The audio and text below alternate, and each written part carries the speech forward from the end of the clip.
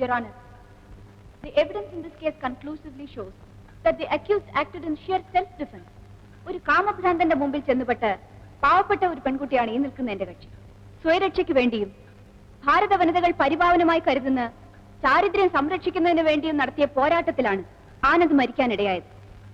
So my client is fully entitled for the benefits of exemption under section 300 of the Indian Penal Code. അതുകൊണ്ട് എന്റെ കക്ഷിയെ വെറുതെ വിടണമെന്ന് ഞാൻ ബഹുമാനപ്പെട്ട കോടതി മുമ്പാകെ അപേക്ഷിക്കുന്നു. That's all, Your Honor.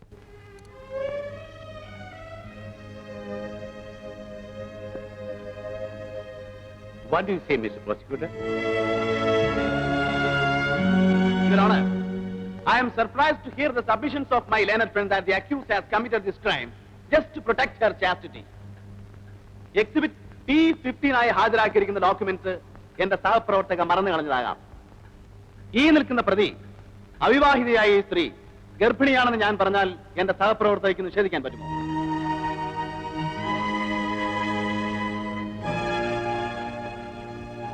No, you can't. അവിവാഹിതയായ നിങ്ങൾക്ക് ഇപ്പോൾ 3 മാസം ഗർഭമുണ്ടെന്ന് ഞാൻ പറഞ്ഞാൽ നിങ്ങൾക്ക് നിഷേധിക്കാൻ പറ്റുമോ? ഇല്ല അല്ലേ? I object, Your Honor. You should look into the documents before you object it. What documents are you referring to? Exhibit P15 medical certificate, Your Honor.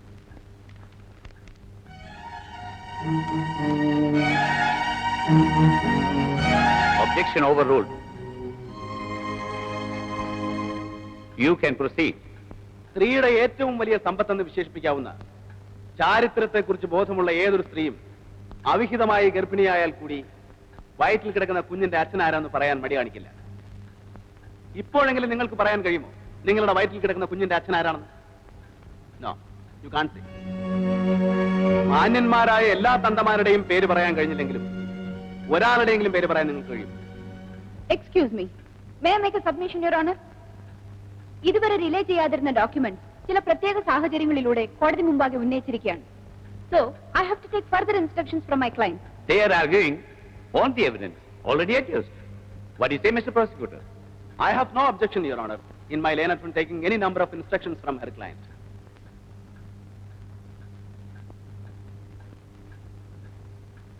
The case is adjourned to 30th of this month. എന്നാലും ആ കുട്ടിക്ക് എന്നോട് പറയാമായിരുന്നില്ല. എനിക്കും അറിയില്ലായിരുന്നു. വക്കീലിനോടും ഡോക്ടർമാരോടും ഒന്ന് വിളിച്ചേക്കാം. Ravi, 1 second. ഞാൻ പോട്ടെ. ഇന്നത്തെ പെർഫോമൻസ് കലക്കിയിട്ടുണ്ട്. ശശികല ഒട്ടും മോശമില്ലായിരുന്നു. സ്വന്തം വർഗമായതുകൊണ്ടായിരിക്കും ഇത്ര ആവേശം. നാട്ടിൽ പോട്ടെ പോന്നു. ഇന്നലെ ഹസ്ബൻഡിന് കോട്ടയത്തേക്ക് ട്രാൻസ്ഫർ ആയി കേട്ടോ. അറിഞ്ഞു. പണിഷ്മെന്റ് ട്രാൻസ്ഫർ ആണെന്നാണല്ലോ കേട്ടത്. ESI ഡോക്ടർ അല്ലേ, തൊഴിലാളികൾക്ക് ലീവ് എഴുതി കൊടുത്ത് കണ്ടമാനം കാശ് വാങ്ങിക്കുന്നുണ്ടാവും. ട്രാൻസ്ഫറിന് അതൊരു കാരണം മാത്രം. ശശികലയാണ് ഡോക്ടറെ കോട്ടയത്ത് കൊണ്ടാക്കിയെന്ന് കേട്ടല്ലോ. പോയിരുന്നു. വരട്ടെ.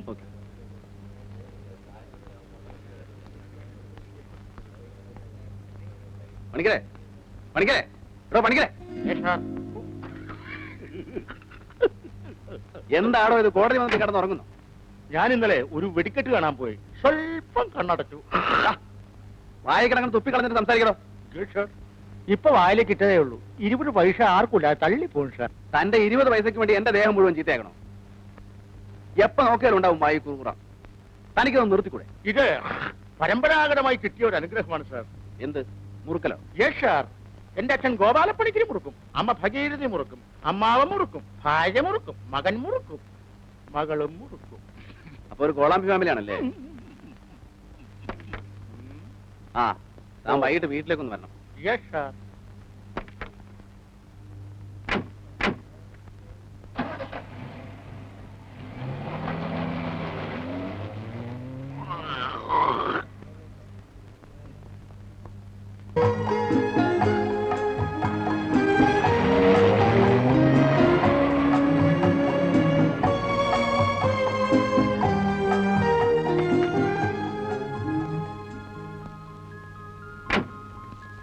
Good evening എന്തുകുട്ടി.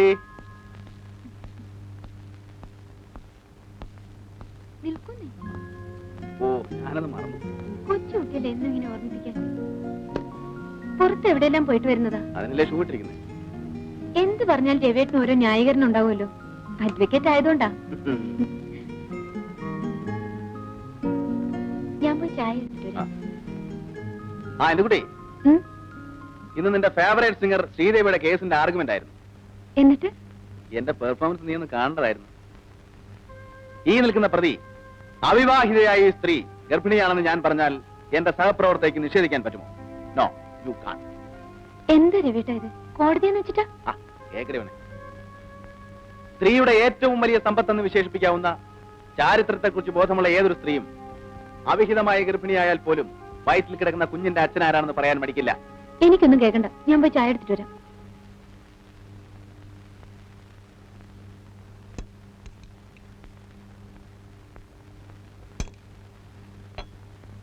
ശ്രീദേവിയെ കുറിച്ച് രവിട്ടൻ പറയുന്നത് കേട്ടിട്ട് എനിക്ക് വിശ്വസിക്കാൻ തോന്നില്ല. ആ കുട്ടി നിരപരാധിയാണെന്നാ എന്റെ മനസ്സ് പറയുന്നത്. ഞാനൊരു പബ്ലിക് പ്രോസിക്യൂട്ടറാണ്. എന്റെ ജോലി ഞാൻ ചെയ്യും. നീ കോളേജിൽ പഠിക്കുമ്പോ ആ കുട്ടിയുടെ ഗാനമേള കേട്ടിട്ടുണ്ടെന്ന് വെച്ച് അവൾ ഇങ്ങനെയൊന്നും ചെയ്യില്ല എന്ന് നിനക്ക് തെളിയിക്കാൻ പറ്റുമോ? നീ അവിരത്തിൽ വിളമ്പിക്കും.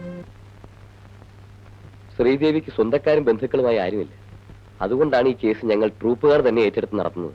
ആ കുട്ടി ഇങ്ങനെ ചെയ്യുമെന്ന് എനിക്ക് വിശ്വസിക്കാൻ കഴിയുന്നില്ല. അത്രയ്ക്ക് നല്ല സ്വഭാവമുള്ള പെൺകുട്ടിയാണ്. I agree. പക്ഷെ ഇനി പറഞ്ഞിട്ടെന്താ ഫലം? പ്രോസിക്യൂഷൻ അത്രയ്ക്ക് ശക്തമാണ്.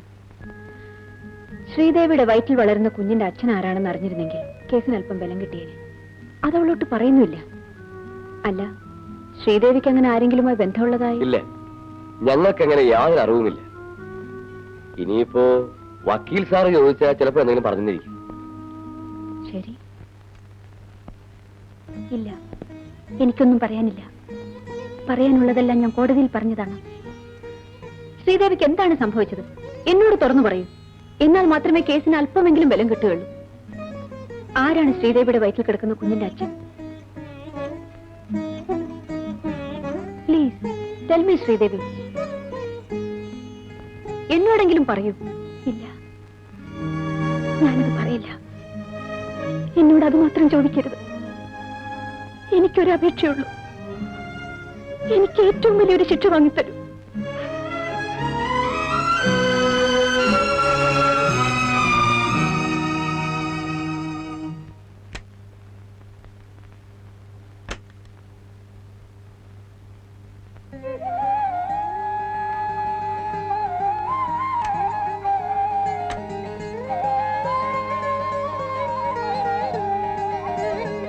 ദൈവത്തിനുള്ളത് ദൈവത്തിനും സീസറിനുള്ളത് സീസറിനും എന്നല്ലേ പറയാറ്? Good morning sir. മണിക്കരെ, യെസ് സാർ. സാക്ഷികളോടെല്ലാം ഓഫീസ് വരാൻ പറഞ്ഞിട്ടുണ്ടോ? Yes sir. എന്ത് ചോദിച്ചാലും yes sir yes sir yes sir. ഇതെന്താ പോലീസ് സ്റ്റേഷനാണ്? Yes sir. ഞാൻ പണ്ട് പോലീസിലായിരുന്നല്ലോ. വർഷങ്ങളായിട്ടുള്ള ശീലം കൊണ്ട് നാം എപ്പോഴും അങ്ങനെ വഴങ്ങും. ഒരു യെസ്.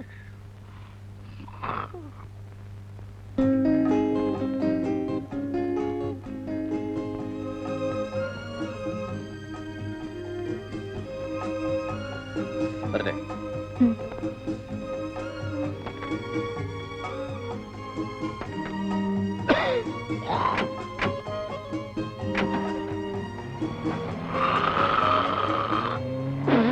എന്താടോ ഇത്?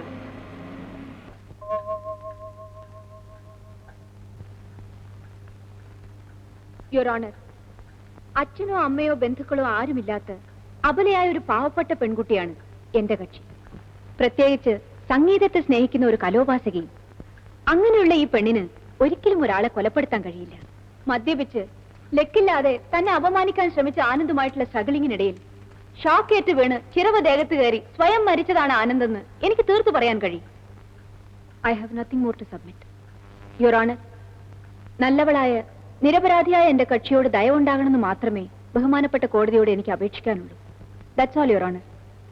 ദയ, എന്ത് തെറ്റ് ചെയ്താലും നിർലോഭം ഉപയോഗിക്കാവുന്ന രണ്ട് പദങ്ങളുണ്ട് മലയാളത്തിൽ: ദയ, മാപ്പ്.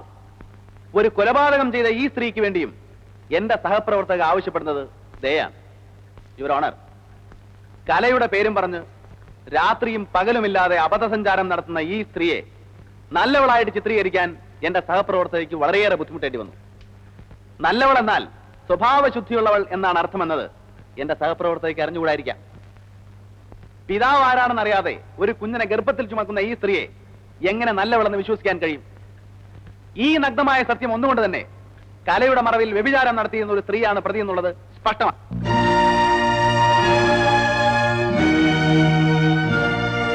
ഇങ്ങനെയുള്ള ഈ സ്ത്രീ ഭാരത സ്ത്രീകളുടെ ഭാവശുദ്ധി കാത്തു സൂക്ഷിക്കുന്നവളാണെങ്കിൽ ഇവരെ വെറുതെ വിടുന്നതിൽ എനിക്ക് വിരോധമില്ല. പക്ഷേ എന്റെ അഭിപ്രായം മറിച്ചാണ്. She deserves the maximum punishment.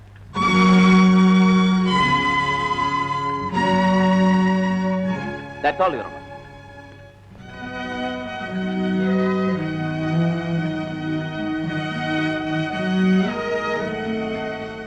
നിങ്ങൾക്കിതേക്കുറിച്ച് കോടതിയോട് എന്തെങ്കിലും പറയാനുണ്ടോ? ബഹുമാനപ്പെട്ട കോടതിക്ക് ദയവുണ്ടായി എന്നെ തൂക്കിക്കൊല്ലാൻ വിധിക്കണമെന്ന അപേക്ഷ എനിക്കുള്ളൂ.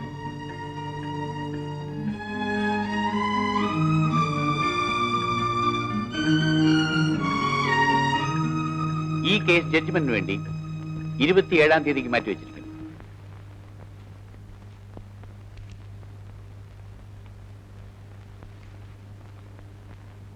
ശ്രീദേവിക്ക് ശിക്ഷ കിട്ടോ രവിട്ട? കുറ്റം ചെയ്താൽ പിന്നെ ശിക്ഷ കിട്ടില്ലേ? സത്യത്തിൽ ആ കുട്ടിയെ വെറുതെ വിടേണ്ടതാട്ടോ. കൊലപാതകം ചെയ്തിട്ടോ? മാനം രക്ഷിക്കാൻ വേണ്ടി പെട്ടെന്ന് അങ്ങനെ സംഭവിച്ചതാവും. മാനം രക്ഷിക്കാൻ വേണ്ടിയാണെങ്കിൽ തന്റെ ആരാണെന്ന് അറിയാത്ത ഒരു കുഞ്ഞിനെ അവളെ ഗർഭം ധരിക്കൂ. She's carrying 3 months. എന്തോ പറഞ്ഞു കേട്ടിടത്തോളം ആ കുട്ടി നിരപരാധിയാകാനാണ് സാധ്യത. രവീട്ടൻ എന്തിനാ ഈ വക കേസെല്ലാം ഏറ്റെടുക്കുന്നത്? കൊള്ളാമല്ലോ. എന്റെ പൊന്നുമോളെ, ഞാനൊരു സർക്കാർ വക്കീല. പ്രതികളോടൊക്കെ അനുകമ്പ് കാണിക്കാൻ പോയാലേ നമ്മുടെ കഞ്ഞൂടി മുട്ടും. എന്നാലും രവിട്ട, നീ ഒന്നും മിണ്ടാതിരിക്കുന്നുണ്ടോ? എന്നെ കൊണ്ട് ജോലിയൊന്നും ചെയ്യിക്കില്ലെന്ന് വെച്ചാ വെറുതെ ഓരോന്ന് ചോദിച്ചിട്ടുണ്ട്. വന്നു കിടന്ന് ഉറങ്ങാൻ നോക്ക്. ഞാൻ എന്ത് പറഞ്ഞാലും രവിട്ടിന് ദേഷ്യം. ശ്രീദേവിയുടെ സ്ഥാനത്ത് ഞാനായിരുന്നെങ്കിൽ രവിട്ട് ഈ കേസ് വാദിക്കുമായിരുന്നു. നീ വേണ്ടാത്തൊന്നും ആലോചിക്കാതെ കിടന്നുറങ്ങാൻ നോക്ക്.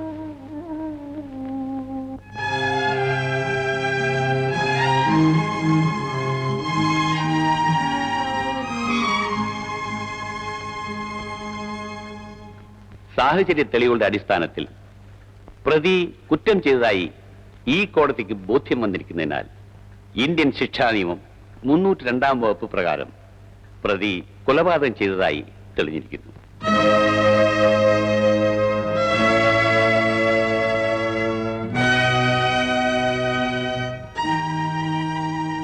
പ്രതി കുറ്റക്കാരിയാണെങ്കിലും പ്രതി കുറ്റം ചെയ്യാനിടയാക്കിയ സാഹചര്യങ്ങളും പ്രതി ഗർഭിണിയാണെന്നുള്ള വസ്തുതയും കണക്കിലെടുത്ത് പ്രതിയെ 7 വർഷം സാധാരണ തടവിന് ശിക്ഷിച്ചിരിക്കുന്നു.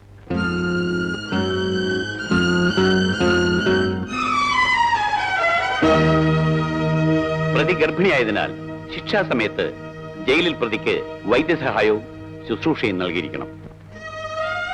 I hereby direct that the superintendent of the central jail will follow the above instructions strictly.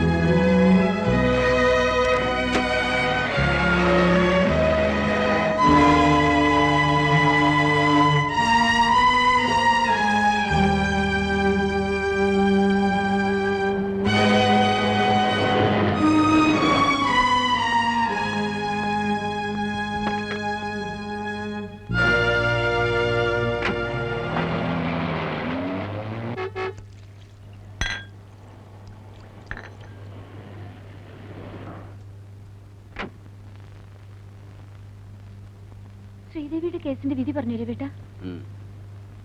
ആ കുട്ടി വെറുതെ വിട്ടോ? ഇല്ല, 7 വർഷം ശിക്ഷിച്ചു. അയ്യോ പാവം, ആ കുട്ടിയെ ജയിലിലേക്ക് കൊണ്ടുപോയി രവിട്ട. നിനക്ക് ഇതേക്കുറിച്ചല്ലാതെ വേറെ ഒന്നിനെ കുറിച്ചും ചോദിക്കാനില്ലേ?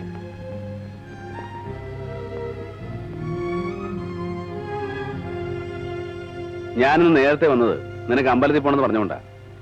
ഫ്രണ്ട്സ് എല്ലാം കൂടെ ഒരു പാർട്ടിക്ക് ക്ഷണിച്ചതാ. പിന്നെ ഞാൻ ആൾസോക്ക് അടിച്ചെന്നെ വരത്തുള്ളായിരുന്നു. ആ പാവം പെൺകുട്ടിയെ 7 വർഷം ശിക്ഷിച്ചതിന്റെ ആഘോഷത്തിനായിരിക്കും. കഷ്ടമുണ്ട് രവിയേട്ട. നിങ്ങൾ വക്കീലന്മാർക്ക് യാതൊരു സെന്റിമെന്റ്സും ഇല്ല. ഞങ്ങൾ വക്കീലന്മാർക്ക് ഒരൊറ്റ സെന്റിമെന്റ്സേ ഉള്ളൂ, അവരവരുടെ ഭാര്യ, കുട്ടികൾ, കുടുംബം. എന്നാൽ ഈ വക്കീൽ പണി അത്ര നല്ല ജോലിയൊന്നുമല്ല. നിരപരാധിയാണ് ശിക്ഷിക്കപ്പെടുന്നെങ്കിൽ ആ ശാപം രവിയേട്ടനല്ലേ കിട്ടൂ. ഇന്ന വല്ല നാട്ടുമ്പുറത്തുള്ള വാദ്യന്മാരോ വല്ല മൃഗഡോക്ടർമാരോ ആരെങ്കിലും കെട്ടാണ്ടിരുന്നത്. എന്നധികം കളിയാക്കൊന്നും വേണ്ട കേട്ടോ. എന്റെ പൊന്ന് എന്ത് കുട്ടി, നമുക്ക് ഇതൊക്കെ നോക്കിയാൽ ജീവിക്കാൻ പറ്റുമോ? വാ, അമ്പലത്തിൽ പോണ്ടേ?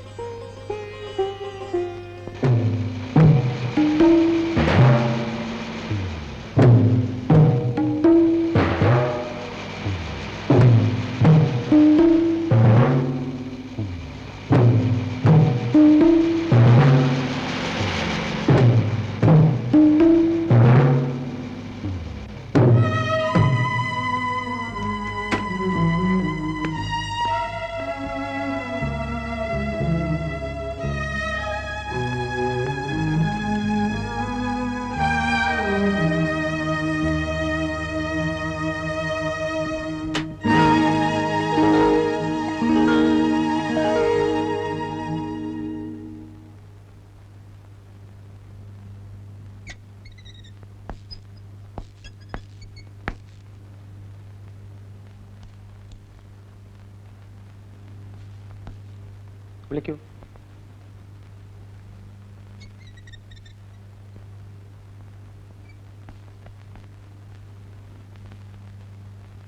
എന്താ പേര്? ശ്രീദേവി.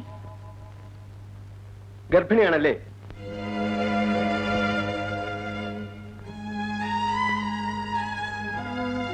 ജയിൽ ഡോക്ടറെ കാണിച്ചിട്ട് അഡ്മിറ്റ് ചെയ്താൽ മതി. Yes sir.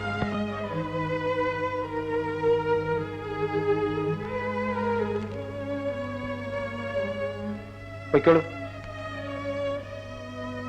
Sir, you can go.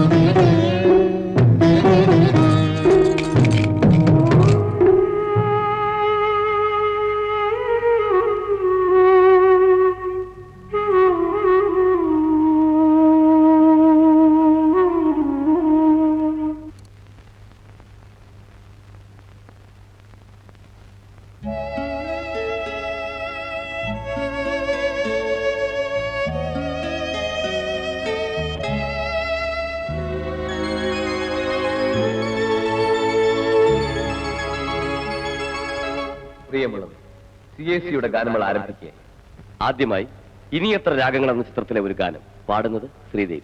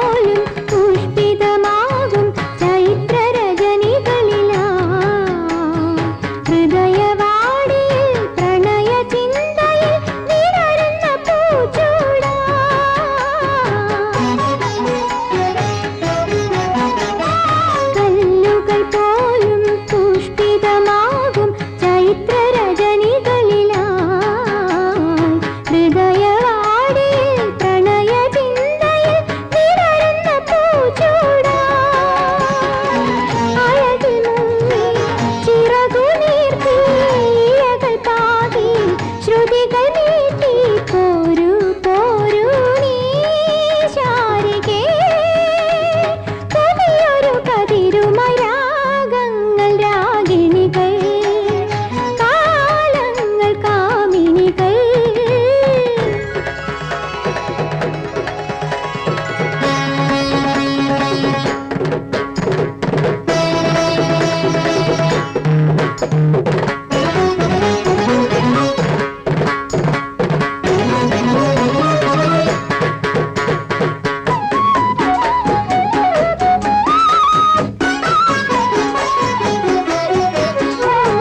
മൂകത പോലും രാഗിലമാകും ശിശിരരാവുകളിലായി പുളകമേളയിൽ കനകവേണുവിൽ ഉതിരുന്ന തേൻ ചിന്തി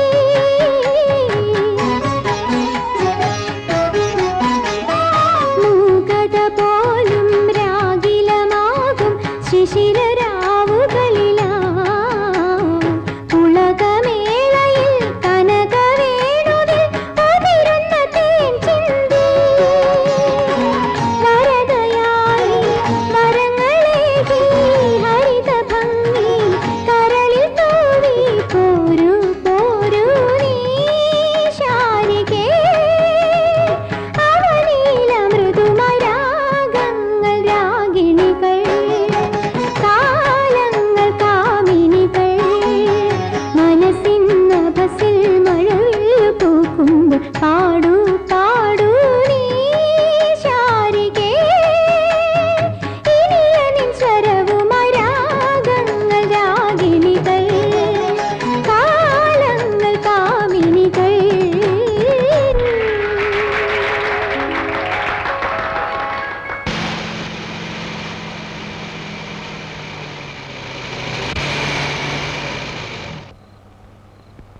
അല്ല ശ്രീദേവി ഉറക്കമായോ? വീടെത്തി. വരട്ടെ. ശരി.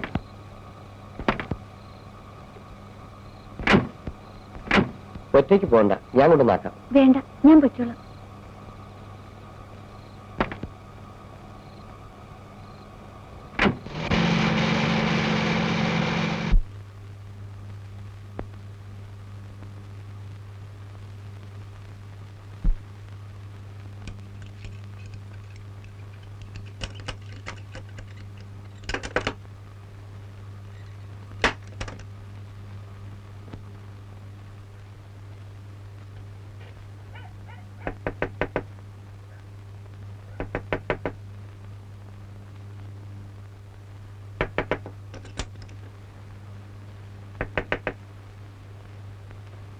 ആരാ? ട്രൂപ്പിൽ നിന്ന് മാനേജർ സാർ പറഞ്ഞിട്ട് വന്നതാ. മാനേജർ സാറോ? അതെ.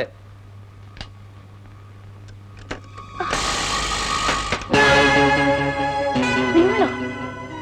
എന്തായി പാതിരാത്രി?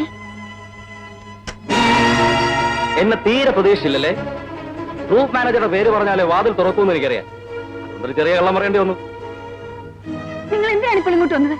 സുന്ദരിയായ ഒരു പെൺകുട്ടി തനിച്ച് താമസിക്കുന്ന വീട്ടിൽ ആരോഗ്യവും കരുത്തുമുള്ള ഒരു ചെറുപ്പക്കാരൻ പാതിരാത്രി കയറി വരുന്ന എന്തിനായിരിക്കും? മര്യാദയ്ക്ക് ഇവിടുന്ന് പോകും. ഇല്ലെങ്കിൽ ഇല്ലെങ്കിൽ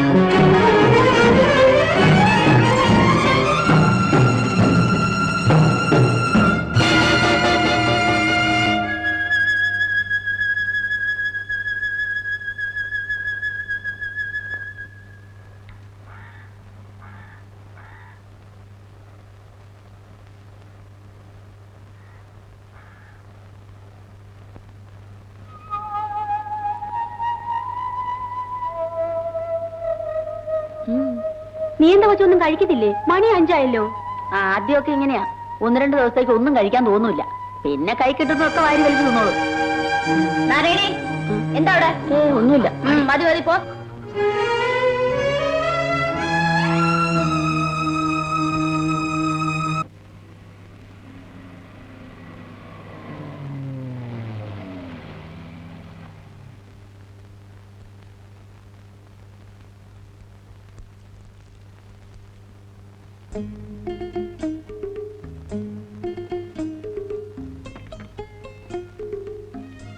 ഗുഡ് ഈവനിങ് കുട്ടി.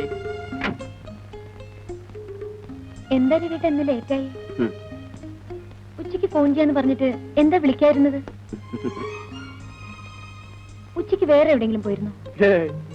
എന്ത് ചോദിച്ചാലും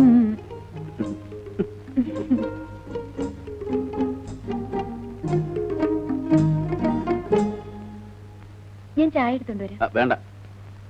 എന്താ? അത് എനിക്കറിയാം, ഇന്ന് കുടിച്ചിട്ടുണ്ടല്ലേ? പിന്നെ കുടിക്കുന്ന ദിവസമാ രവിട്ടൻ ഹാൾസും ചവച്ചോണ്ട് വരുന്നത്. നീ നമ്മുടെ അഡ്വക്കേറ്റ് മോഹന്റെ വെഡിങ് ആനിവേഴ്സറി ആയിരുന്നു. ഞങ്ങൾ എല്ലാവരും ഓരോ സ്മാൾ അടിക്കണമെന്ന് അവനൊരു വാശി. ഞാൻ ഒഴിഞ്ഞു മാറാൻ ശ്രമിച്ചതാ, പക്ഷെ അവൻ സമ്മതിക്കണ്ടേ? അതെ അതെ, കുടിക്കാൻ ഓരോരോ കാരണങ്ങൾ. എന്തിനാ രവിട്ടൻ ഇങ്ങനെ തുടങ്ങുന്നത്? അത് കൊള്ളാം. അല്ല, നിന്നെ ഞാൻ കല്യാണം കഴിച്ചിട്ട് 2-2.5 വർഷമായില്ലേ? എന്നിട്ട് നിന്റെ എന്തിയെ എന്തിട്ടാ കുട്ടിയെ എന്നുള്ള ഈ വള്ളവിനാടൻ ഭാഷ മാറ്റാറായില്ലേ? വേണ്ട വേണ്ട, മറിക്കാനൊന്നും നോക്കണ്ട. ചൂടാകാതെ മാഡം, നമുക്ക് വഴിയുണ്ടാക്കാം. വാ.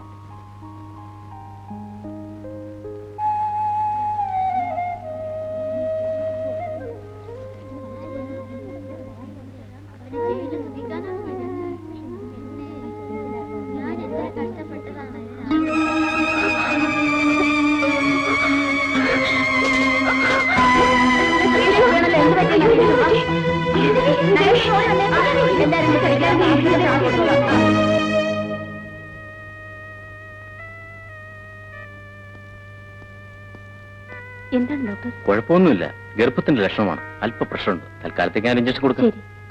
ആ, ഇവരെന്നെ വേഗം വാർഡിലേക്ക് കൊണ്ടു പോണോ? ഒന്നും പറഞ്ഞു പോലും എന്താണെന്നൊന്ന് പറഞ്ഞും കൂടെ ഇല്ല. ഓ നടക്ക. എന്നാലും അവൾ ഒപ്പിച്ചോണ്ട് ആളോടി വന്നത് ഭയങ്കര.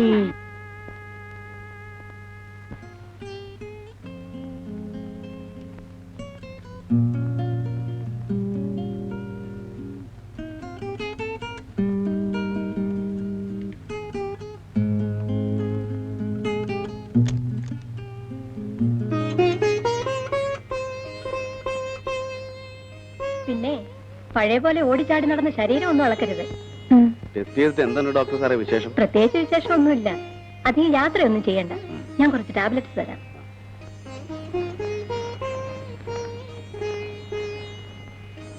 അപ്പോഴേ എന്താ ഡോക്ടർ സൂക്ഷിക്കണമെന്ന് പറഞ്ഞു? ചുമ്മാ ഇരിക്കെ വിട്ട.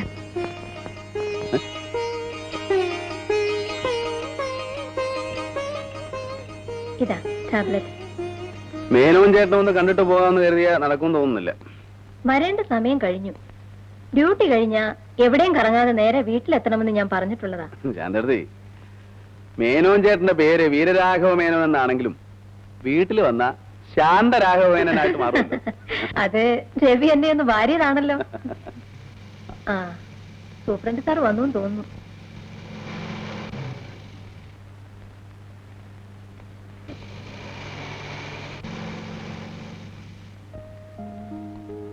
അല്ല, ഇതാര്?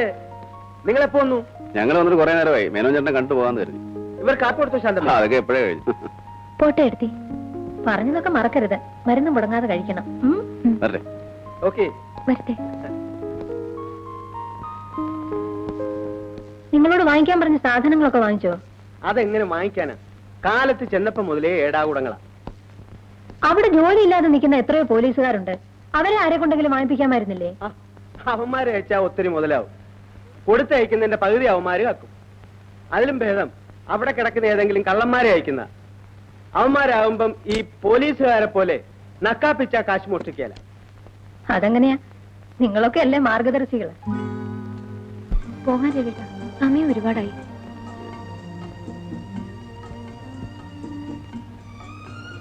ശാന്തേർത്തി കാണണ്ട. റെസ്റ്റ് എടുക്കാൻ പറഞ്ഞിട്ട് ബീച്ചിലിങ്ങനെ കറങ്ങിയടിച്ച് നടന്നാലേ എന്നെ വഴക്ക് പറയാ. ശാന്തേർത്തി ചോദിച്ചാ രവിയിട്ട് നിർബന്ധിച്ചിട്ടാണെന്നേ ഞാൻ പറയൂ. അതിനിപ്പോഴും റെസ്റ്റ് എടുക്കണം. മാസത്ര കിടക്കുന്നു. ഈ രവിയേട്ടന് ഒന്നും അറിഞ്ഞൂടാഞ്ഞിട്ടാ. അത് ഞാൻ പ്രസവിച്ചിട്ടില്ല. ആ, ഒരു കാര്യം പറയാൻ മറന്നു. മുത്തശ്ശിയുടെ കത്തുണ്ടായിരുന്നു. എന്താ നാട്ടിലെ വിശേഷം?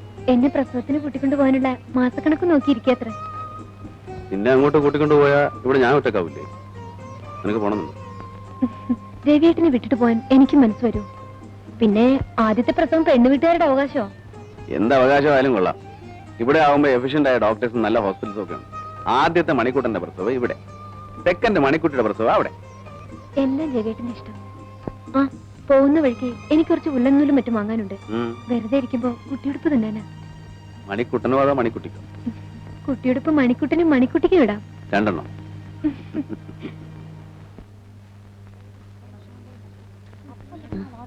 ഇന്ത്യക്ക് വണ്ണം കുറയുന്നില്ലല്ലോ. അതെങ്ങനെ പറയാനാ? നമ്മുടെ റേഷനല്ലേ തിന്നുന്ന. ഒരു പുതിയ സാധനം വരുന്നുണ്ട്.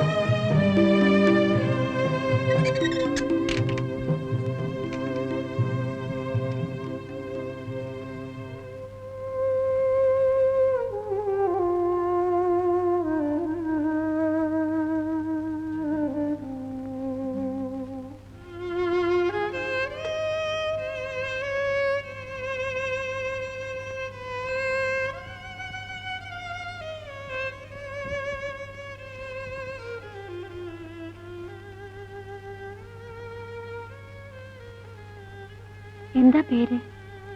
രജനി. എന്ത് തെറ്റ് ചെയ്തിട്ടാ രജനി ഇവിടെ?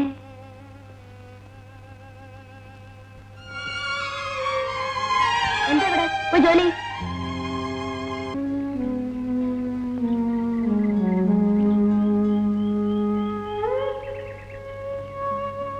ശ്രീദേവിക്ക് ഇവിടുന്ന് പുറത്തു പോയാ പുതിയൊരു ജീവിതം ഉണ്ടാവുമെന്ന് പ്രതീക്ഷിക്കെങ്കിലും ചെയ്യാം. പക്ഷേ എനിക്ക്, രജനിക്ക് എത്ര വർഷത്തെ ശിക്ഷയാ? ഒരു നിമിഷത്തെ ശിക്ഷ. മനസ്സിലായില്ലല്ലേ? ശിക്ഷകളിൽ ഏറ്റവും വലിയ ശിക്ഷ വധശിക്ഷ. തൂക്കുമരവും കാത്തുകിടക്കുന്ന കൊലയാളിയാണ് ഞാനിന്ന്. ഇരട്ട കൊലപാതകം. തൂക്കിക്കൊല്ലുന്നതിന് മുമ്പുള്ള വിശ്രമ സമയമാണ് എനിക്കിപ്പോ. ഒരു കണക്കിന് ജീവപര്യന്തത്തേക്കാൾ സുഖമുള്ള ശിക്ഷയാണ് വധശിക്ഷ. വർഷങ്ങളോളം ഇരുമ്പഴികൾക്കുള്ളിൽ കിടന്ന് ആത്മപീഡനം അനുഭവിച്ചിട്ടുണ്ടല്ലോ. ഇനി 5 മാസവും 5 ദിവസവും. സെപ്റ്റംബർ 15-ാം തീയതി വ്യാഴാഴ്ച രാവിലെ എന്റെ കഴുത്തിൽ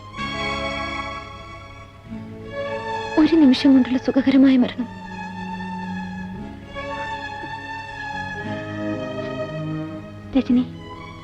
രജനിക്ക് എന്താണ് സംഭവിച്ചത്?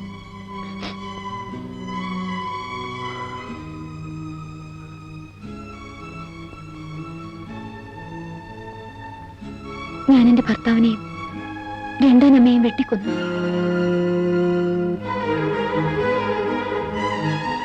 ശ്രീദേവിക്കറിയാമോ, ഞങ്ങളുടേതൊരു പ്രേമവിവാഹമായിരുന്നു. നീണ്ട 5 വർഷത്തെ ദൈവികമായ പ്രേമത്തിന് ശേഷമാണ് ഞങ്ങൾ വിവാഹിതരായത്. മകളുടെ ഭർത്താവിനെ സ്വന്തം മകനായും ഭാര്യയുടെ അമ്മയെ സ്വന്തം അമ്മയെയും കരുതണമെന്നല്ലേ നമ്മുടെ ആചാരം.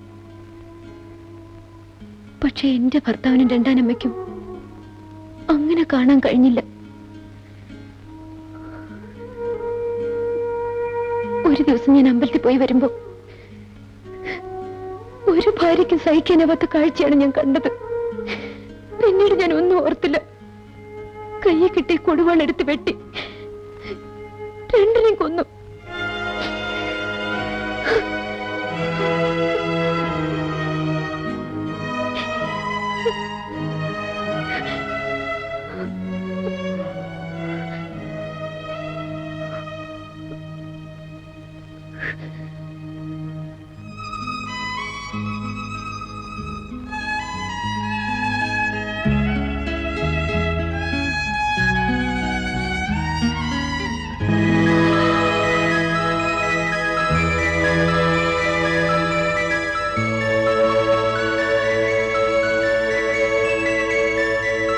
എന്റെ ഉയിരായി നീ മാറി നിന്റെ നിഴലായി ഞാൻ മാറി എങ്ങെങ്ങും എൻ മുന്നിൽ നീയായി ഹൃദയം നിറയെ നീയായി എന്റെ ഉയിരായി നീ മാറി നിന്റെ നിഴലായി ഞാൻ മാറി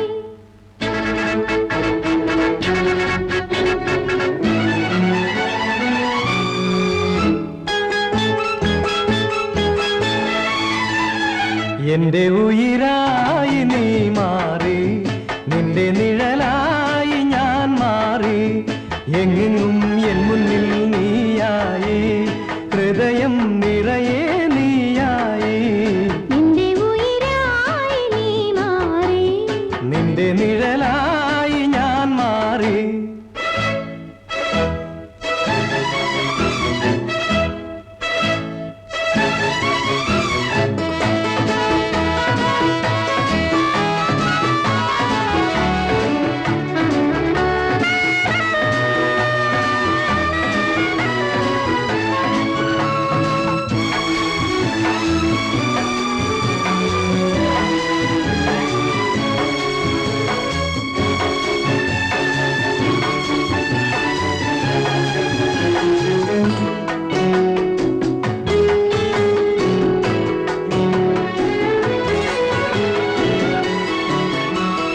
നിന്റെ ചുണ്ടിലൊരു ഗാനമായി എന്നെന്നും ഉണരാൻ മോഹം കൊണ്ടു ഞാൻ നിന്റെ നെഞ്ചിലൊരു രാഗമായി എന്നെന്നും ഇഴുകാൻ മോഹം കൊണ്ടു ഞാൻ അണയൂ എന്നെ പൊതിയൂ കന്നിപ്പൂ പോലെ വിരിയൂ എന്നിൽ അണയൂ എന്നെ പൊതിയൂ കന്നിപ്പൂ പോലെ വിരിയൂ എന്നിൽ എങ്ങെങ്ങും എൻ മുന്നിൽ നീയായി ഹൃദയം നിറയെ നീയായി എന്റെ ഉയിരായി നീ മാറി നിന്റെ നിഴലായി ഞാൻ മാറി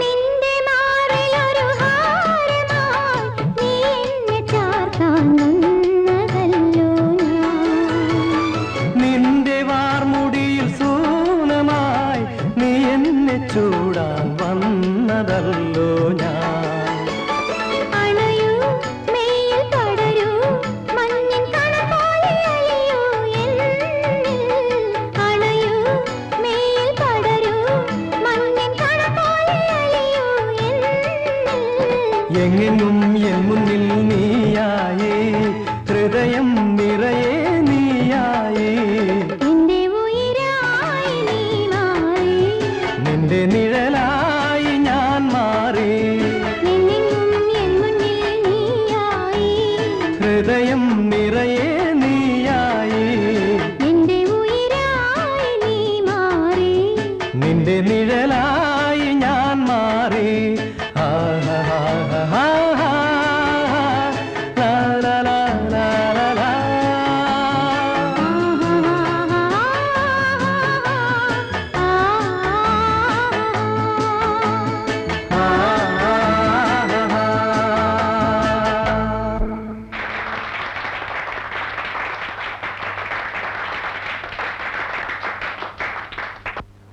എടോ തന്റെ പാട്ട് എന്തായാലും വളരെ മോശമായി.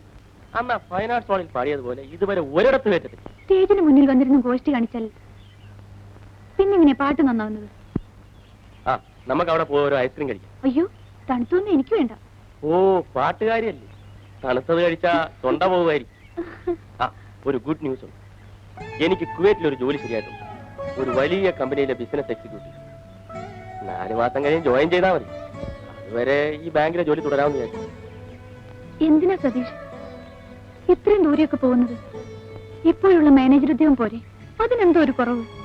എടി പെണ്ണേ, എനിക്ക് കുവൈറ്റിൽ കിട്ടിയിരിക്കുന്ന ജോലി ഉണ്ടല്ലോ, അത് കിട്ടണമെങ്കിൽ ഭാഗ്യം ചെയ്യണം. ആ, നീ വിഷമിക്കാതെ. അവിടെ പോയാൽ എന്നെ കാണാൻ പറ്റില്ലെന്നായിരിക്കും. ജോയിൻ ചെയ്ത് 6 മാസം കഴിഞ്ഞ് ഞാനിങ്ങ് വരത്തില്ലേ? എന്നിട്ട് നിന്നെയും കൂട്ടി ഒരു പോക്കുണ്ട് കുവൈറ്റിലേക്ക്. Miss ശ്രീദേവിയായിട്ടല്ല, Mrs സതീഷായിട്ട്. ഹണിമൂണൊക്കെ അവിടെ.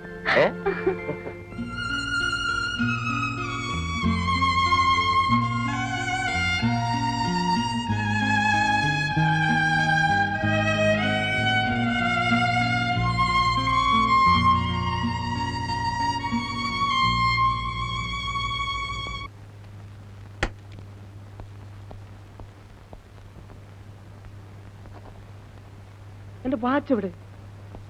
ശാന്തമ്മേ, ഇതെവിടെ കൊണ്ട് വെച്ചു? എന്തിനാ വിളിച്ചു പോകുന്നത്? എന്റെ വാച്ച് കണ്ടോ? വാച്ച് നിങ്ങൾ അവിടെയല്ലേ വെക്കാറുള്ളത്? കണ്ണു തുറന്ന് നോക്ക്.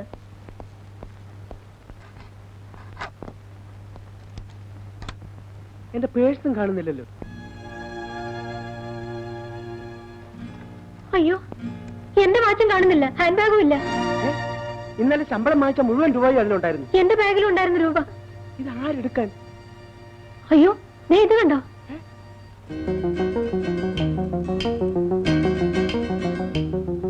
ഇത് കള്ളം കയറിയതാണല്ലോ.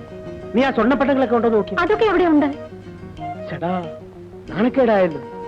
ജയിൽ സൂപ്രണ്ടിന്റെ വീട്ടിൽ കള്ളം കയറിയ നാളെ പത്രക്കാരെഴുതുമല്ലോ. നിങ്ങൾക്ക് പത്രക്കാരറിയുന്നല്ല വിഷമം. പോയ സാധനങ്ങൾ കിട്ടാൻ എന്തെങ്കിലും വഴി നോക്ക്. പോയതങ്ങ് പോട്ടെ ശാന്തമ്മേ, നാട്ടുകാരറിഞ്ഞ എനിക്കാ കുറച്ചില്.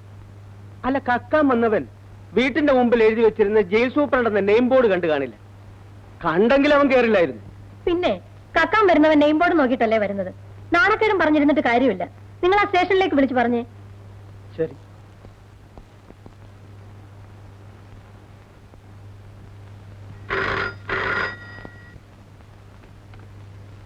ഹലോ.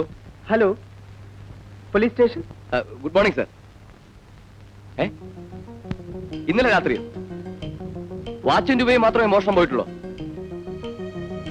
ആ, ഇന്ന് വെളുപ്പിനെ റെയിൽവേ സ്റ്റേഷനിൽ വെച്ച് ഒരുത്തനെ പിടികിട്ടിട്ടുണ്ട്. ഒരുപക്ഷെ അവനായിരിക്കും. നമ്മുടെ സ്ഥിരം ലിസ്റ്റിൽ പെട്ടതാ. വാച്ച് പരം. വാച്ചും രൂപയും മോഷ്ടിക്കുന്നത് അവന്റെ പ്രധാന ഹോബി. ആ, ശരി സർ. ഏതായാലും ഞാൻ അവനെ ഒന്നും കൂടെ ചോദ്യം ചെയ്ത് നോക്കാം. Yes sir. ഓക്കെ. എഴുന്നേക്കടാ. അമ്മച്ചിയാണോ? ഞാൻ എടുത്തിട്ടില്ല സാർ. നീ എടുത്തിട്ടില്ല അല്ലേ? ജോർജ് സാർ,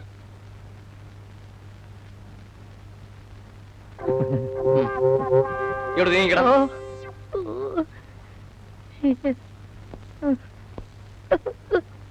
നീയാണോടാ ജയിൽ സൂപ്രണ്ടിന്റെ വീട്ടിൽ കയറി വാച്ചിന്റെ രൂപയും മോഷ്ടിച്ചത്? ഇല്ല സാർ, സാറാണ് സത്യം. ഇല്ല സാർ, എനിക്ക് എന്തിനാ സാർ വാച്ച്? എനിക്ക് എന്തിനാ സാർ രൂപ? ഞാൻ വെറും ഒരു പാമരനാം പാന്തൻ. ഇവനെ ശരിക്ക് ചോദ്യം ചെയ്തില്ലേ? ഇവനെ ഞങ്ങൾ ശരിക്ക് പെരുമാറിയത് സാർ. എന്നിട്ട് ഇവൻ എടുത്തിട്ടില്ലെന്നാ പറയുന്നത്. അയ്യോ, നീ സത്യം പറയില്ലടാ. അയ്യോ, അങ്ങനെ ഒരു പിടിഭാഷ എനിക്കില്ല സാർ. ഏത് സത്യവും ഞാൻ പറഞ്ഞു വരുമ്പോ കളവായി പോകും. ഈ ലോകം തന്നെ സത്യമല്ല, മിഥ്യയാണ് സാർ.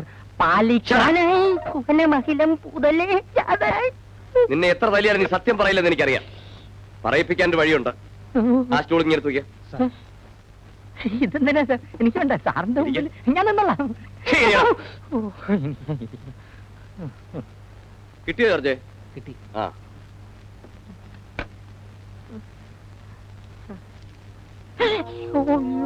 നിന്നെ കൊണ്ട് സത്യം പറയിപ്പിക്കാൻ 30 രൂപയുടെ ചെലവേ എനിക്കുള്ളൂ. അയ്യോ, റമ്മോ? കുടിക്ക. വേണ്ട സാർ, ഇനിയും എന്നെ എത്ര വേണമെങ്കിലും തല്ലിക്കൊള്ളൂ. ഈ റം എനിക്ക് തരരുത്. ഇവൻ അകത്താക്കിയ സത്യം പറഞ്ഞ് ഞാനും അകത്തായി പോവും. കുടിക്കടാ.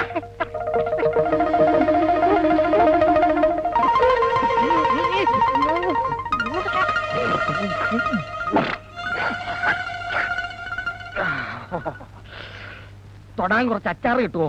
നിന്റെ അച്ചാർ ബാക്കിയോടെ കുടിക്കണം.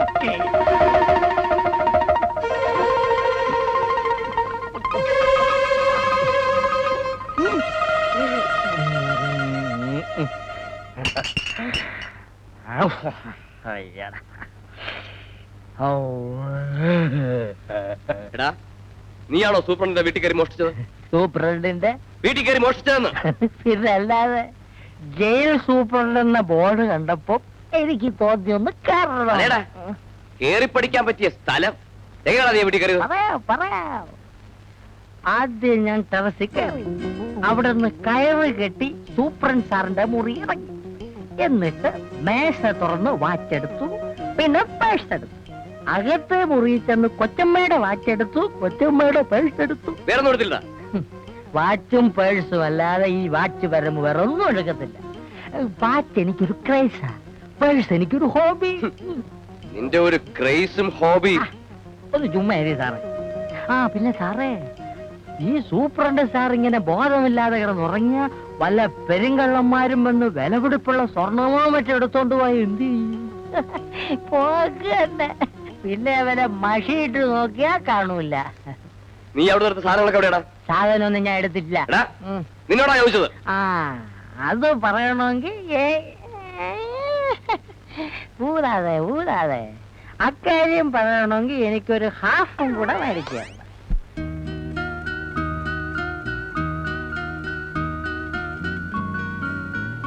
ബോഡി വളരെ വീക്കാണ്. ജനറൽ ഹോസ്പിറ്റലിൽ അഡ്മിറ്റ് ചെയ്യാൻ ഞാൻ സൂപ്പറിനോട് പറയാം.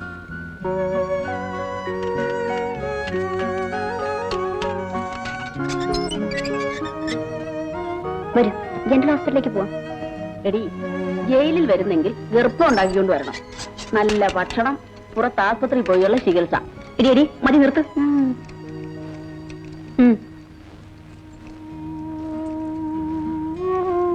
എടി, നമ്മൾ ഓരോ ഗർഭം ഉണ്ടാക്കിക്കൊണ്ട് വന്നിരുന്നെങ്കിൽ നമുക്കും പുറത്തു പോയി ചുറ്റിക്കറങ്ങാമായിരുന്നു. അത് നേരത്തെ ആലോചിക്കണമായിരുന്നു.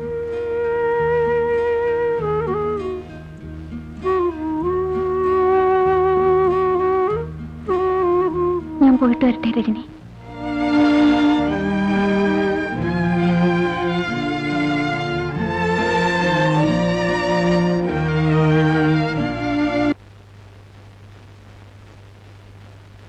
ഈ ക്യാപ്സൂൾസും ടോണിക്കും കഴിക്കണം. ഒരാഴ്ച മുടങ്ങാതെ ഇഞ്ചക്ഷനും എടുക്കണം. എന്നും ഇഞ്ചക്ഷൻ എടുക്കാൻ ഇന്ദുവിന്റെ കൂടെ രവിക്ക് വരാൻ പറ്റുമോ? ഹിന്ദു കല്യാണിയമ്മയും കൂട്ടി വന്നോളൂ. ഭാര്യമാര് ഗർഭിണിയായ ഭർത്താക്കന്മാർക്ക് ജോലിയായി. ഫസ്റ്റ് ഡെലിവറിക്കേ ഉള്ളൂ ഭർത്താക്കന്മാർക്ക് ടെൻഷൻ. അത് കഴിഞ്ഞാ പിന്നെ റൊട്ടീൻ ആയിക്കൊള്ളും. അപ്പൊ ഞങ്ങൾ ഇറങ്ങട്ടെ.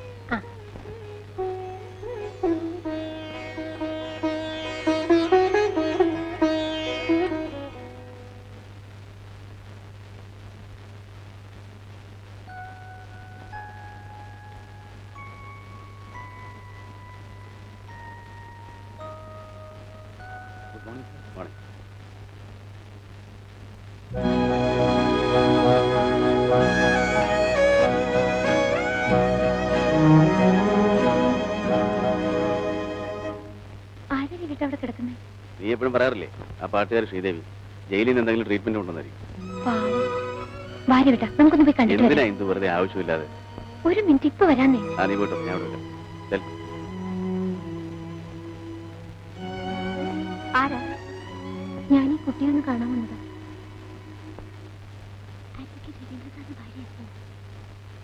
ശ്രീദേവി, ദേവിനെ ആരാ കാണാൻ വന്നിരിക്കുന്നു?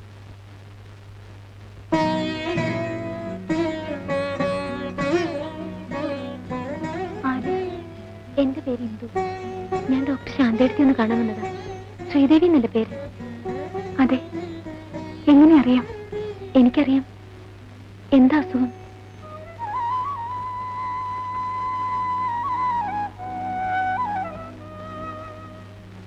നമുക്ക് രണ്ടുപേർക്കും ഒരേ അസുഖമാണല്ലോ. ഇതെത്രയും മാസം? 7. എനിക്ക് 5-ാം മാസം. ഞാൻ പോട്ടെ ശ്രീദേവി.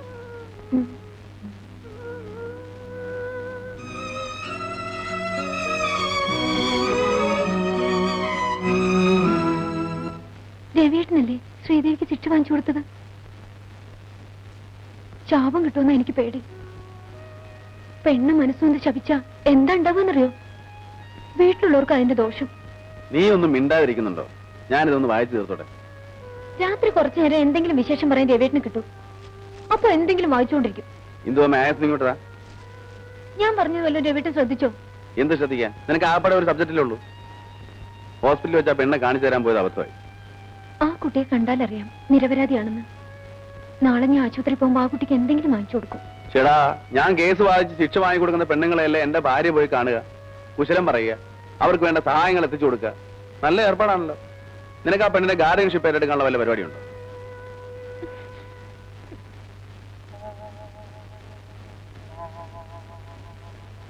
നീ ഇങ്ങനൊരു പഞ്ചഭാവമായിപ്പോയല്ലോ. വെറുതെ ആവശ്യമില്ലാത്ത കാര്യങ്ങളൊക്കെ ചിന്തിച്ച് ടെൻഷൻ ഉണ്ടാക്കിയല്ലേ അതിന്റെ ക്ഷീണം ഉണ്ടാവുന്ന നമ്മുടെ മണിക്കുട്ടനാ.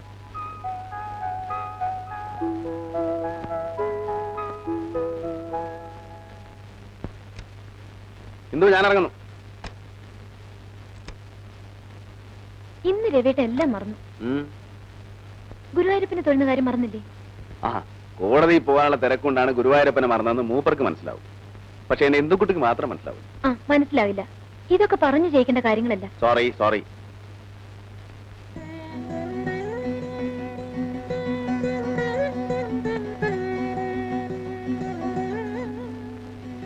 ഇന്ന് നേരത്തെ വരില്ല രവിയേട്ട? എന്താ വിശേഷം വല്ലതും ഉണ്ടോ? വിശേഷം വല്ലതുണ്ടെങ്കിൽ മാത്രമേ നേരത്തെ വരുള്ളൂന്നുണ്ടോ? അല്ല, മുത്തശ്ശിയുടെ പിറന്നാളാണെന്ന്, മുത്തശ്ശന്റെ ശ്രാദ്ധമാണെന്ന് നോക്കി ഇടയ്ക്ക് എന്തുകുട്ടി പറയാറില്ലേ? അതുപോലെ വല്ലതുമാണെന്ന് അറിയാൻ ചോദിച്ചു. അതൊന്നുമല്ല, വൈകിട്ട് നമുക്കൊന്നിച്ച് അമ്പലത്തിലൊന്ന് പോണം. എന്താ പ്രത്യേകിച്ച്? അതൊക്കെ വൈകുന്നേരം വന്നിട്ട് പറയാം. ഓ, സസ്പെൻസ് ആണല്ലേ.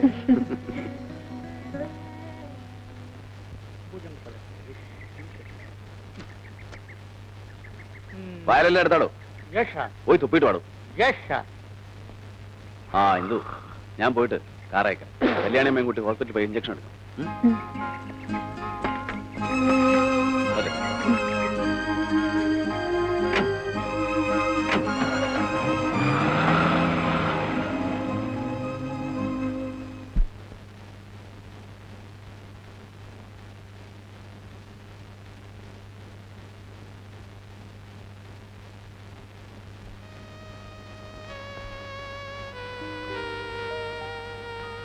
കല്യാണിയമ്മേ, ശാന്തടുത്തി മുറിയിലുണ്ടോ നോക്കിയേ, ഞാനിപ്പോ വരാം.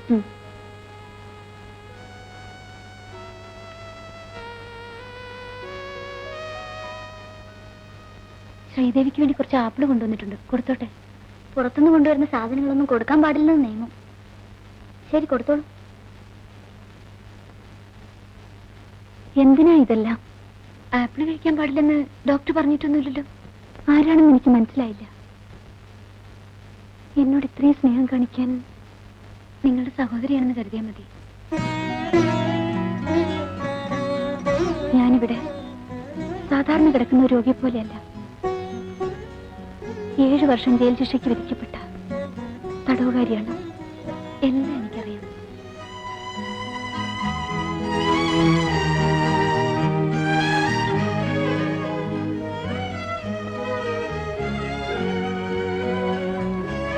ആഹാ, ഇന്ദു ഇവിടെ വന്ന് നിൽക്കുകയാണോ?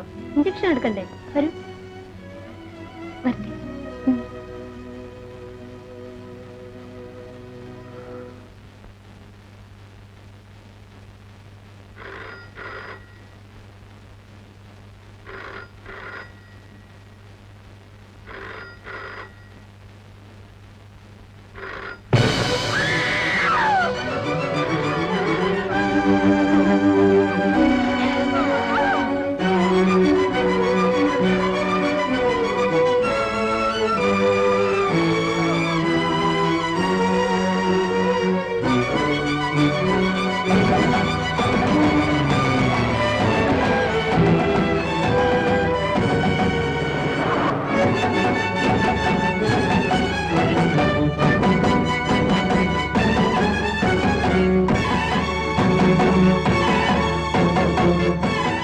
ചേച്ചി, എന്റെ എന്തു പറ്റി പറയൂ ചേച്ചി.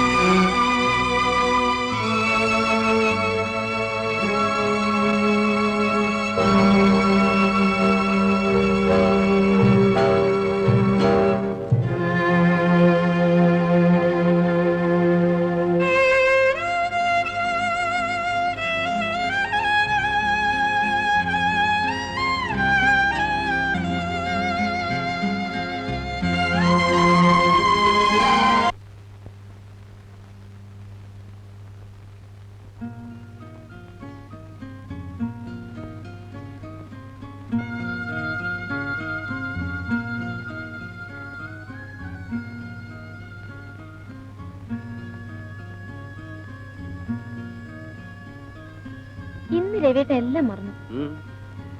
ഗുരുവായൂരപ്പനെ തൊഴുന്ന കാര്യം മറന്നില്ലേ? കോടതിയിൽ പോകാനുള്ള തിരക്കുകൊണ്ടാണ് ഗുരുവായൂരപ്പനെ മറന്നതെന്ന് മൂപ്പർക്ക് മനസ്സിലാവും. പക്ഷെ എന്റെ എന്തുകുട്ടിക്ക് മാത്രം മനസ്സിലാവില്ല. ആ, മനസ്സിലാവില്ല. ഇതൊക്കെ പറഞ്ഞു ജയിക്കേണ്ട കാര്യങ്ങളല്ല.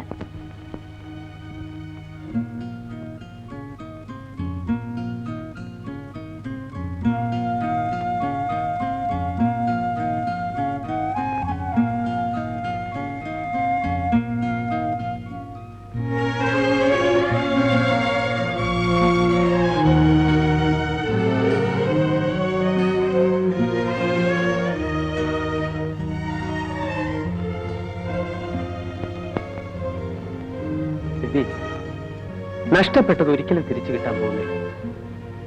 ഈശ്വരന്റെ കൽപ്പനകൾ അനുസരിച്ചല്ലേ പറ്റൂ. എഴുന്നേറ്റ് ചെന്ന് കുളിച്ച വല്ലതും കഴിക്കാൻ നോക്ക്.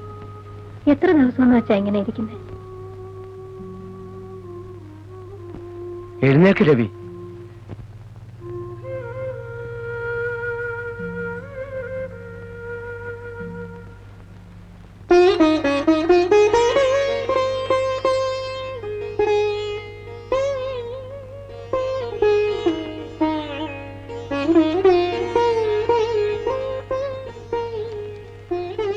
നിനക്കിന്ന് പാവന്ന് ഡോക്ടർ പറഞ്ഞു. വേഗം റെഡിയാണ്.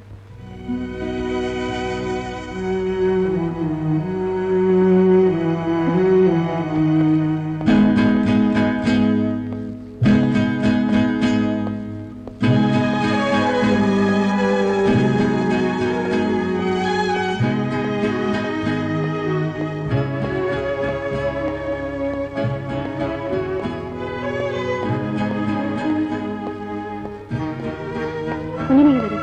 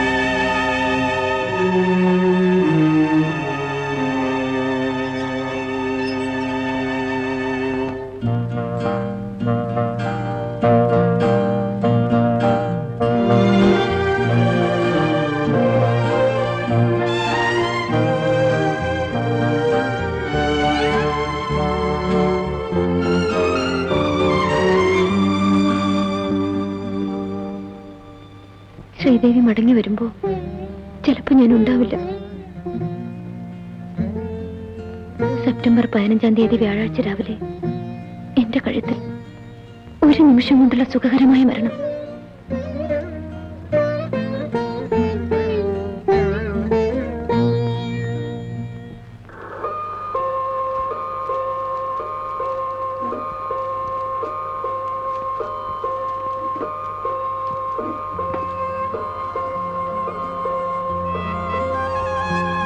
രവി, രവി വരുന്നില്ലേ? കോടതി വിടാൻ സമയമായി. ഞാനിന്ന് ലീവാണ്. എന്താ രവി ഇത്? ഇങ്ങനെ അപ്സെറ്റ് ആയാലോ? എല്ലാം ഫേറ്റാണ്. നമ്മൾ അഡ്വക്കേറ്റന്മാർ സെന്റിമെന്റ്സ് ഒന്നും ഇല്ലാത്തവരാണെന്ന് പലരും പറയുന്നത് കേൾക്കാം. എല്ലാം ഇനി ഓർമ്മകളിലേ സൂക്ഷിക്കാനാവും.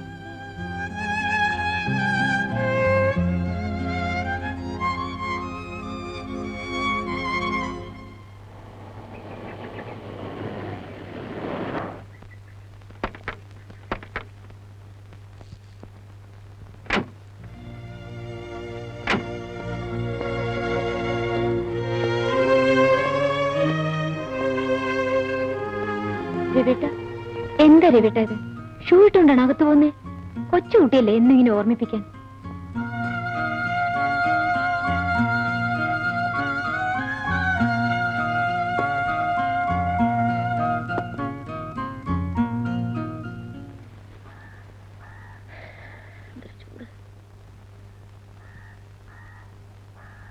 കൊച്ചിനെ വെച്ചോണ്ട് സുഖമായിട്ടിരിക്കുന്നുണ്ടോ?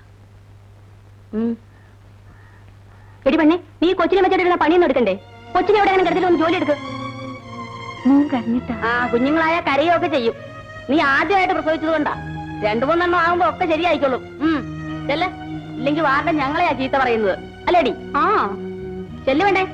നീ വാങ്ങിച്ചിരിക്കുന്നു.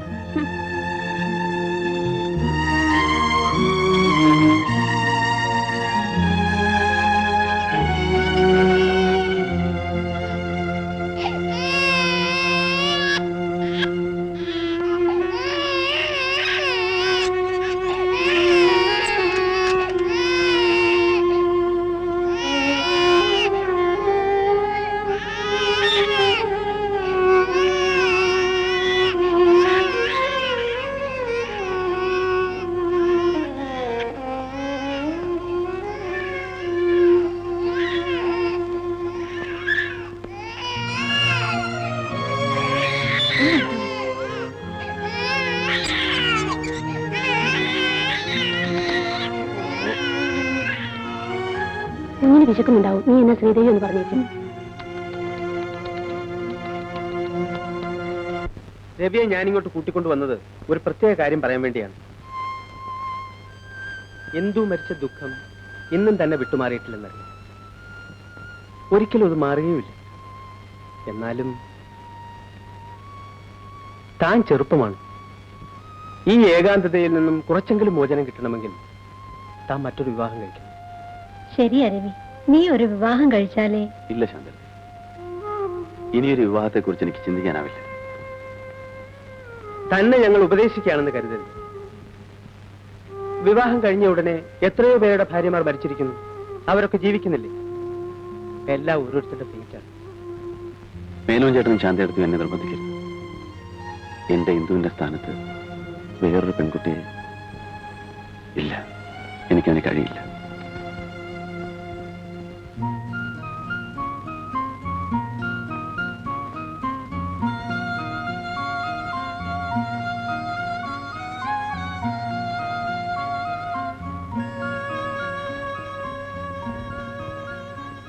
രവീഷ്ണല്ലേ ശ്രീദേവിക്ക് ശിക്ഷ വാങ്ങിച്ചു കൊടുത്തത്?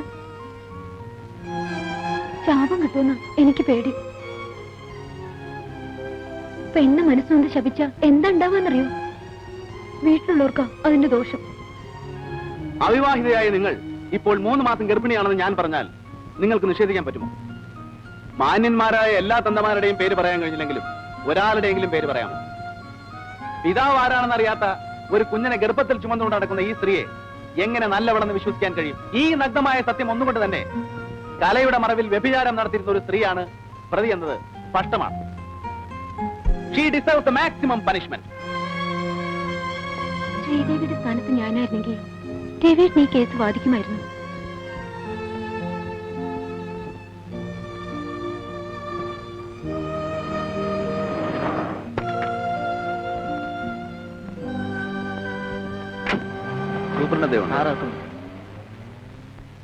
ഹലോ, താനെന്താടോ പതിവില്ലാതെ ഇങ്ങോട്ടൊക്കെ? പിന്നെ എന്തൊക്കെയുണ്ട്? തന്റെ തീരുമാനത്തിന് വല്ല മാറ്റവും ഉണ്ടായോ? ആദ്യമൊക്കെ നമുക്ക് മറക്കാൻ കഴിയില്ലെന്നും മറ്റൊരു വിവാഹം വേണ്ടെന്നുമൊക്കെ തോന്നും. പിന്നെ കാലമല്ലേടോ, അവൻ ചില പൊടിക്കൈകളൊക്കെ ഉപയോഗിച്ച് നമ്മുടെ തീരുമാനത്തെ തന്നെ ചിലപ്പോൾ മാറ്റിയെന്ന് വരും. ആ തീരുമാനത്തിന് മാറ്റമൊന്നും വന്നിട്ടില്ല. പിന്നെ ഞാൻ ഇപ്പൊ വന്നത് വേറൊരു കാര്യത്തിനാണ്. എന്താ കാര്യം? ഒരു കൊലക്കേസിൽ 7 കൊല്ലം ശിക്ഷിച്ച് ഇവിടെ ജയിലിൽ കഴിയുന്ന ഒരു പെൺകുട്ടിയുണ്ട്, ശ്രീദേവി. ശ്രീദേവി? ഓ, മനസ്സിലായി. അവളിപ്പോ പെൺകുട്ടിയൊന്നുമല്ല, ഒരു കുഞ്ഞിന്റെ അമ്മയാണ്. 6 മാസം മുമ്പ് അവള് പ്രസവിച്ചു. ഞങ്ങൾക്ക് കുറ്റവാളികളെ മാത്രം നോക്കിയാൽ പോരല്ലോ, അവർക്ക് ജനിക്കുന്ന കുഞ്ഞുങ്ങളെയും കൂടി നോക്കണം. എന്താ പ്രത്യേകിച്ച്? എനിക്ക് അവരെ ഒന്ന് കാണണം. എന്താ, അപ്പീൽ പോകാൻ വല്ല പരിപാടിയുണ്ടോ? അതിന് ഞാൻ പബ്ലിക് പ്രോസിക്യൂട്ടറല്ലേ. പിന്നെന്താണാവോ? ഇന്ദുവും ശ്രീദേവിയും തമ്മിൽ പരിചയക്കാരായിരുന്നു. എനിക്ക് അവരെ ഒന്ന് കണ്ടാക്കൊള്ളാമെന്നുണ്ട്. അതിനെന്താ, കാണാമല്ലോ. വരൂ.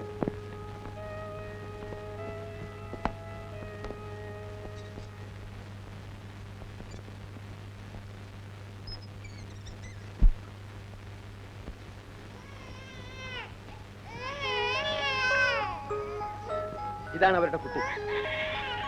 അവരെവിടെ പോയി? 3 നേരവും സുഭിക്ഷമായി ആഹാരം കൊടുക്കുന്നതല്ലേ? എന്തെങ്കിലും ജോലി ചെയ്യിക്കണ്ടേ? ഇവിടെ എവിടെയെങ്കിലും കാണും. ഞാൻ വിളിക്കാം. ശരി.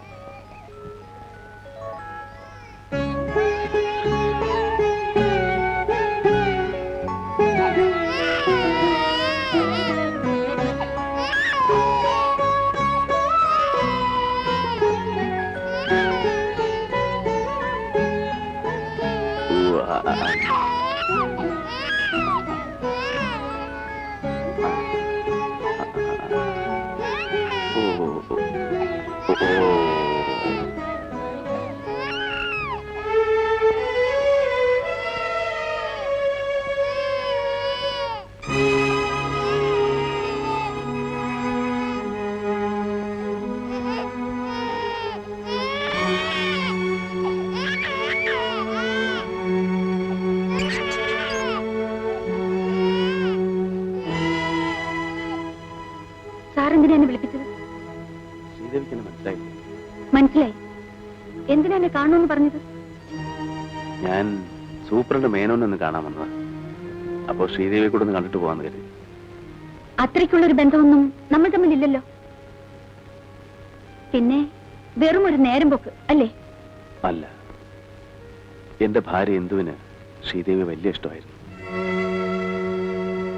ശ്രീദേവി ഹോസ്പിറ്റലിൽ കിടക്കുമ്പോൾ കാണാൻ വരാറുള്ള ഒരു ഇന്ദുവിന് ഓർമ്മയില്ലേ?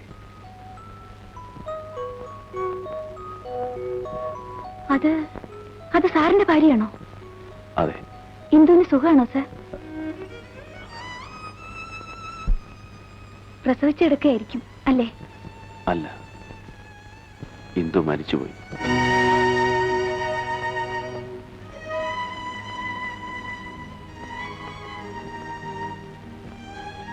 എന്താണോ സംസാരിച്ചു കഴിഞ്ഞോ?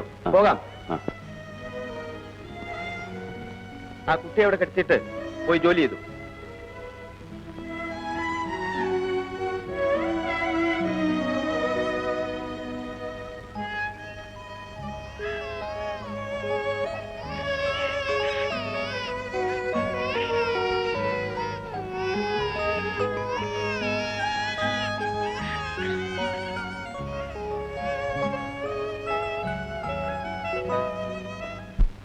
താൻ എന്താണ് ഈ പറയുന്നത്? എവിടെയോ അലവലാതിയായി നടന്ന് ഒരു കൊലപാതകവും ചെയ്ത് ജയിലിൽ കഴിയുന്ന ഒരു സ്ത്രീയുടെ കുഞ്ഞിനെ തന്നെ എടുത്ത് വളർത്തണമെന്നുണ്ടോ? എടോ, ഇവിടെ ഒരുപാട് അനാഥാലയങ്ങളുണ്ട്. അവിടെ നിന്ന് ഏതെങ്കിലും ഒരു കുഞ്ഞിനെ എടുത്ത് വളർത്തിയാൽ ഇതിനേക്കാൾ അന്തസ്സാണ്. അനാഥയായ ഒരു കുഞ്ഞിനെ എടുത്ത് വളർത്തുക എന്നല്ല എന്റെ ഉദ്ദേശം. പിന്നെ താൻ 7 കൊല്ലത്തെ ശിക്ഷ വാങ്ങിക്കൊടുത്തതിലുള്ള വിഷമം കൊണ്ടായിരിക്കും. എടോ, ഇവിടെ ജീവപര്യന്തവും മരണശിക്ഷയും വിധിക്കപ്പെട്ട ഒരുപാട് പേരുണ്ട്. അവരോടൊക്കെ വക്കീലന്മാർക്ക് സിമ്പതി തോന്നി തുടങ്ങിയാൽ വിഷമിച്ചു പോത്തേ ഉള്ളൂ. തനിക്കിത് എന്തു പറ്റി? എന്താണെന്ന് വെച്ചാൽ തുറന്നു പറ, ഞാൻ പരിഹാരം ഉണ്ടാക്കിത്തരാം. മേനോൻ ചേട്ടാ, എന്റേതെന്ന് പറയാൻ എനിക്കൊരു കുട്ടിയില്ല. ഇന്ദുവിന് ശ്രീദേവി വലിയ ഇഷ്ടമായിരുന്നു. ശ്രീദേവിയുടെ കേസ് നടക്കുമ്പോൾ എങ്ങനെയെങ്കിലും അവളെ രക്ഷിക്കണമെന്ന് ഇന്ദു എന്നോട് പറയാറുണ്ടായിരുന്നു. അന്ന് ഞാനത് ചെയ്തില്ല. ഇന്ന് ആ സ്ത്രീയുടെ കുഞ്ഞ് ജയിലിൽ കിടന്ന് നരയിക്കുന്നത് കാണുമ്പോൾ അതിനോടൊരല്പം കരുണ കാണിക്കുന്നത് തെറ്റാണെന്നാണോ മേനോൻ ചേട്ടൻ പറയുന്നത്? ഞാൻ പറയാനുള്ളത് പറഞ്ഞു. ഇനിയൊക്കെ തന്റെ ഇഷ്ടം.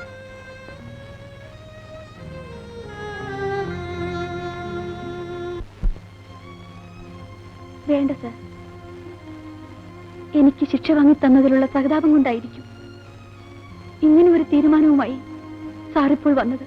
അല്ല, ഒരു തെറ്റും ചെയ്യാത്ത ഈ കുഞ്ഞെങ്കിലും നല്ല നിലയിൽ വളരട്ടെ എന്ന് കരുതിയാണ്.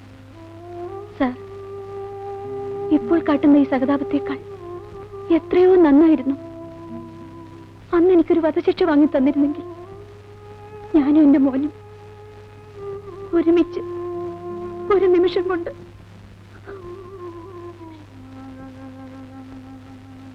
ശ്രീദേവി, കഴിഞ്ഞതെല്ലാം കഴിഞ്ഞു. അറിഞ്ഞോ അറിയാതെയോ ശ്രീദേവിയുടെ ജീവിതത്തിൽ ഒരു തെറ്റ് പറ്റി. ആ തെറ്റിന്റെ ശിക്ഷ ഒന്നും അറിയാത്ത ഈ കുഞ്ഞോട് അനുഭവിക്കണം. എനിക്ക് ശ്രീദേവിയോട് ഒന്നേ പറയാനുള്ളൂ, ഈ കുഞ്ഞിന്റെ നന്മയോർത്തെങ്കിലും മോനെ എന്റെ കൂടെ വളരാൻ അനുവദിക്കണം.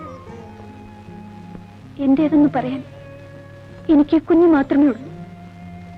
ഇവന്റെ മുഖം കണ്ട നിമിഷം മുതലാണ് ഞാൻ മരണത്തെ മറക്കാൻ തുടങ്ങിയത്. ഇല്ല സർ, എന്റെ മോനെ ഞാൻ തരില്ല.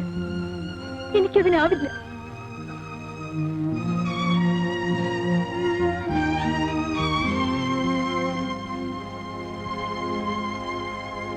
രവി, എന്താണ് ഈ പറയുന്നത്? ഒരു കുഞ്ഞിനെ എടുത്ത് വളർത്തുക എന്നത് അത്ര വലിയ തെറ്റാണോ? എനിക്ക് അതാണ് മനസ്സിലാകുന്നത്. കുഞ്ഞിനെ എടുത്ത് വളർത്തുന്നത് മനുഷ്യത്വമാണെന്ന് ഞാൻ പറയും, തെറ്റാണെന്ന് പറയുന്നില്ല.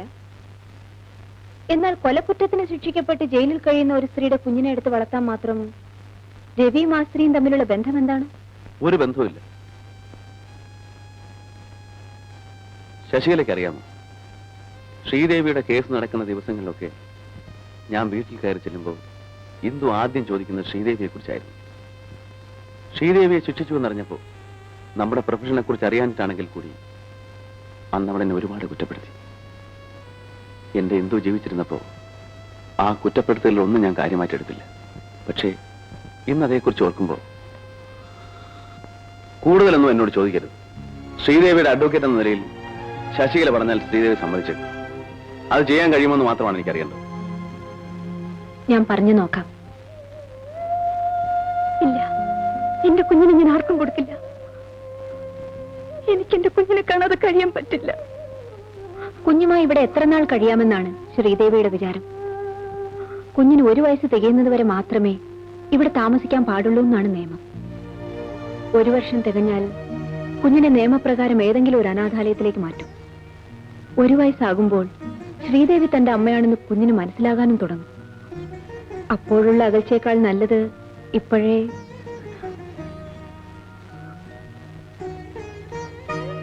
നിന്റെ വേദന എനിക്കറിയാം കുട്ടി. പക്ഷെ എല്ലാം നിന്റെ നന്മയ്ക്ക് വേണ്ടിയാണ് ഞാൻ പറയുന്നത്. ഒന്ന് ഓർത്തു നോക്കൂ.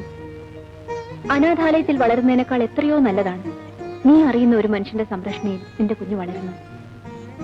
വലുതാകുമ്പോൾ നിന്റെ കുഞ്ഞിനെ ആർക്കും അനാഥ കുട്ടിയായി കാണാനും കഴിയില്ല. അഡ്വക്കേറ്റ് രവി ഇങ്ങനെ ഒരു തീരുമാനം എടുത്തത് നിന്റെ ഭാഗ്യത്തിനാണ്. ഭാര്യയും കുഞ്ഞും മരിച്ച ദുഃഖത്തിലാണ് ആ മനുഷ്യനിപ്പോ. നീ കുഞ്ഞിനെ അദ്ദേഹത്തെ ഏൽപ്പിച്ചാൽ ഇന്ന് രവി അനുഭവിക്കുന്ന ദുഃഖത്തിന് അല്പമെങ്കിലും ആശ്വാസം കിട്ടും. ശ്രീദേവി, നിന്റെ കുഞ്ഞിനെ രവി സ്വന്തം കുഞ്ഞായി വളർത്തുമെന്ന് എനിക്ക് ഉറപ്പുണ്ട്.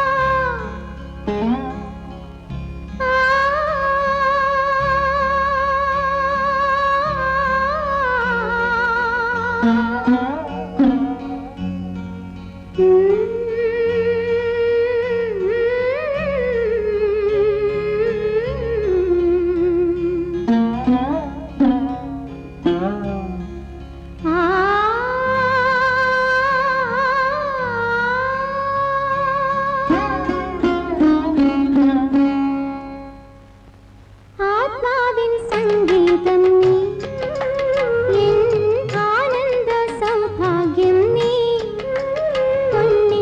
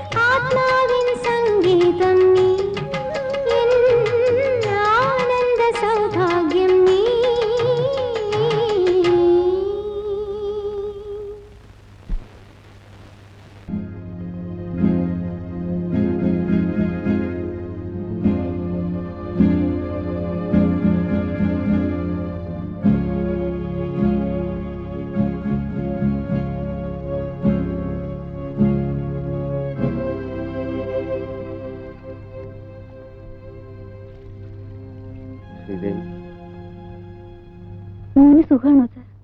അവൻ എപ്പോഴും മമ്മിയെ കാണണമെന്ന് പറഞ്ഞ് ശാഠ്യം പിടിക്കാറുണ്ട്. ഞാൻ ജയിലിലാണെന്ന കാര്യം എന്റെ മോൻ ഒരിക്കലും അറിയരുത്. ശ്രീദേവിക്കുന്ന തീയതി എത്രയാണെന്നറിയാം? ഓർമ്മയുണ്ടാവില്ലല്ലേ?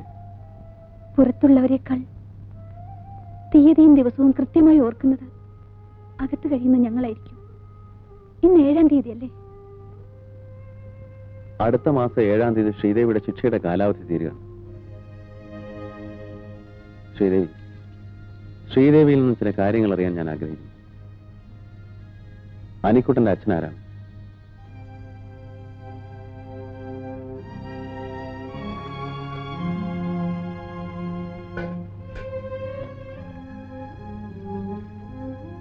ശ്രീദേവിയുടെ ഇന്നലെകളെ കുറിച്ച് ഓർമ്മിപ്പിച്ച് വേദനിപ്പിക്കുന്നതിൽ വിഷമമുണ്ട്.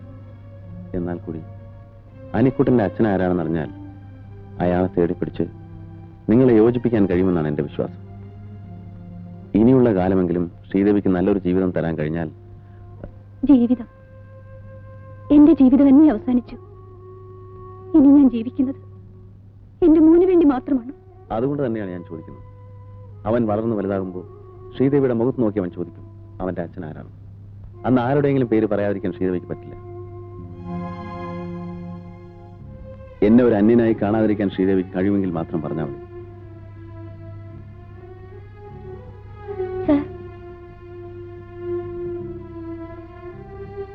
എല്ലാം ഞാൻ പറയാം.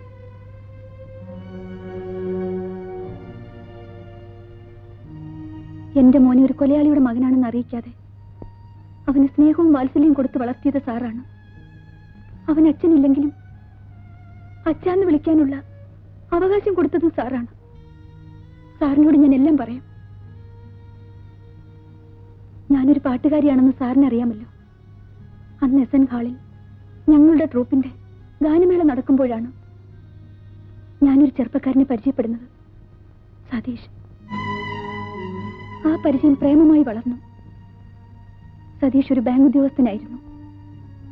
എന്റെ ഗാനമേള എവിടെ നടന്നാലും സതീഷ് അവിടെയൊക്കെ എത്താറുണ്ട്.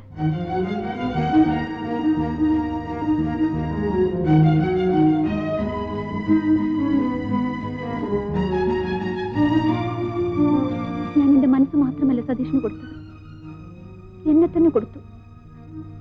ഒരു സ്ത്രീക്ക് വിലപ്പെട്ടതെല്ലാം.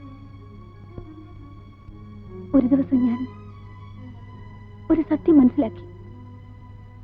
ഞാനൊരു അമ്മയാകാൻ പോകുന്നെന്ന സത്യം. ഞാൻ അന്ന് തന്നെ സതീഷിനെ കാണാൻ ബാങ്കിൽ ചെന്നു. സതീഷ് ഓഫീസ് സംബന്ധമായി എവിടെ പോയിരിക്കുകയാണെന്ന് അറിഞ്ഞു. പിറ്റേ ദിവസം ഞങ്ങൾക്ക് എറണാകുളത്തൊരു ഗാനമേള ഉണ്ടായിരുന്നു. ഞങ്ങൾ അന്ന് അവിടെ ഒരു ഹോട്ടൽ മുറിയിൽ പ്രാക്ടീസ് നടത്തിക്കൊണ്ടിരിക്കുമ്പോൾ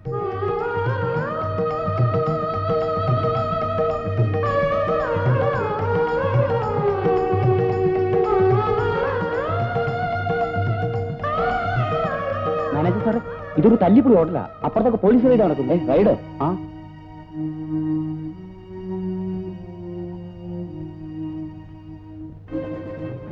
അങ്ങോട്ട്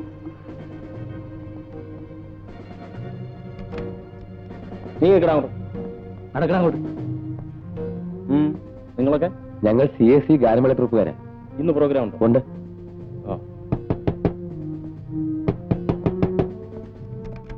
എന്താ ഇവിടെ?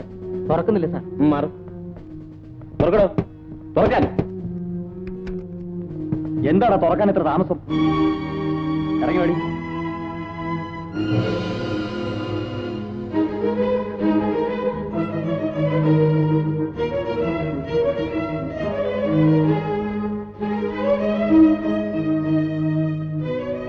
എന്താ നിങ്ങളുടെ പേര്? രാജീവ്. എവിടെയാ സ്വദേശം? കാലിക്കറ്റ്. ഈ സ്ത്രീ നിങ്ങളുടെ ആരാ? എന്റെ ഭാര്യയാണ് സാർ. ഭാര്യ? ഇങ്ങനെ ഒരുപാട് ഭാര്യ ഭർത്താക്കന്മാരെ ഞങ്ങൾ കണ്ടിട്ടുണ്ട്. കൂടുതൽ വല്ലതും പറയാനുണ്ടെങ്കിൽ സ്റ്റേഷൻ ചെന്നിട്ട് പറയാം. നടക്ക്. സാർ, നിങ്ങൾ മാന്യന്മാരെ അവമാനിക്കരുത്. ഞങ്ങൾ വിവാഹിതരായിട്ട് 2 ആഴ്ച ആയിട്ടുള്ളൂ. ഇപ്പൊ ഹണിമൂണിന് വേണ്ടി വന്നതാണ്. അത് നിങ്ങളുടെ മുഖം കണ്ടാൽ അറിയാമല്ലോ. വ്യഭിചരിക്കാൻ വേണ്ടി മുറിയെടുക്കുന്നവരെല്ലാം ഹസ്ബൻഡും വൈഫാണെന്ന് പറയാറ്. നടക്ക്.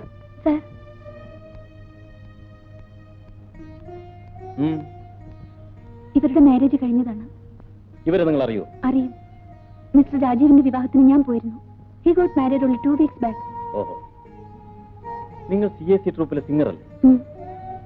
ആ mister Rajeev, sorry for the trouble. That's all right. ആ, നിങ്ങൾ അവരെല്ലാം പിടിച്ച് വാനിൽ കയറ്റ്. സാർ.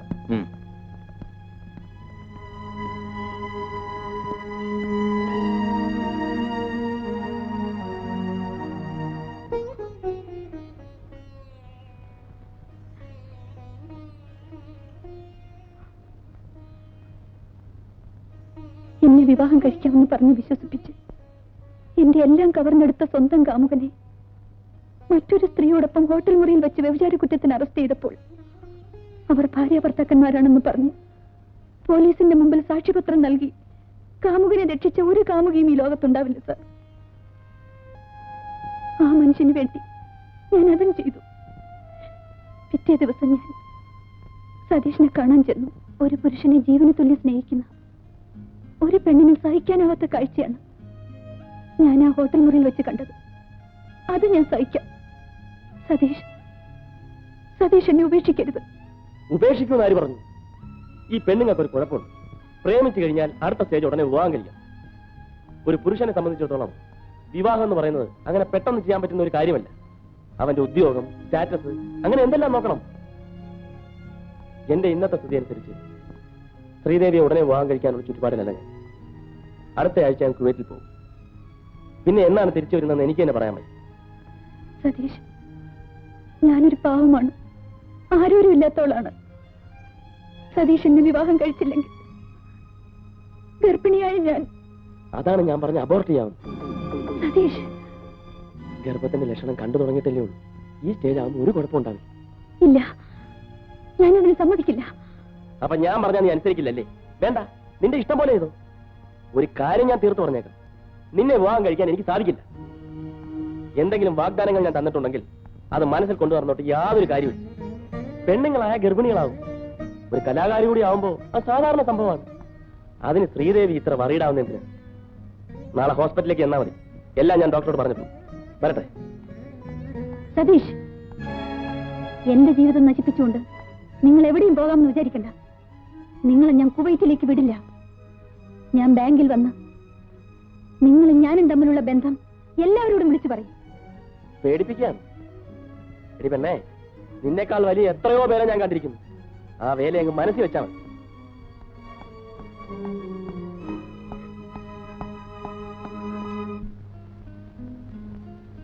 അളിയ ആകെ കുഴയുന്ന ലക്ഷണമാണ്. അബോർട്ട് ചെയ്യാൻ ശ്രീദേവി സമ്മതിക്കുന്നില്ല. ഞാൻ അവളെ കെട്ടണമെന്നാ പറയുന്നു. അവൾ ബാങ്കിൽ കയറി വന്ന് എന്നെ നാറ്റിക്കുമെന്നാ തോന്നുന്നു. നീ എന്നെ ഒന്ന് രക്ഷിക്കണം. നീ പേടിക്കണ്ടളിയാ. ഗർഭം ഉണ്ടെന്ന് വെച്ച് എല്ലാരെയും കെട്ടാൻ പറ്റുമോ? നിന്നെ നാറ്റിക്കുന്നേക്ക് മുമ്പ് അവളെ ഒന്ന് ഒതുക്കാൻ പറ്റുമോ ഞാൻ നോക്കട്ടെ.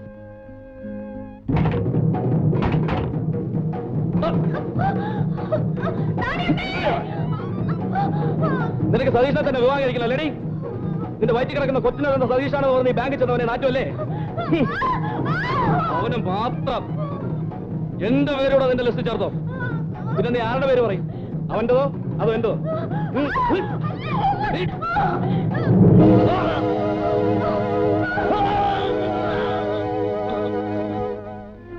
ഇത്രയും വലിയ ക്രൂരത ശ്രീദേവിയോട് കാട്ടിയിട്ടും ആ മനുഷ്യനാണ് ശ്രീദേവിയുടെ കുഞ്ഞിന്റെ അച്ഛനെന്ന് എന്തുകൊണ്ട് കോടതിയിൽ പറഞ്ഞില്ല?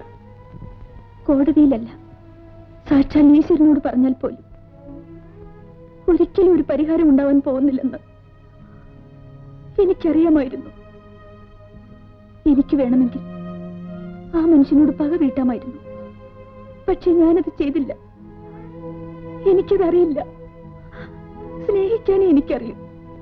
എല്ലാം എന്റെ തെറ്റാണ്. ഞാൻ ആ മനുഷ്യനെ സ്നേഹിച്ചതും വിശ്വസിച്ചതുമല്ല.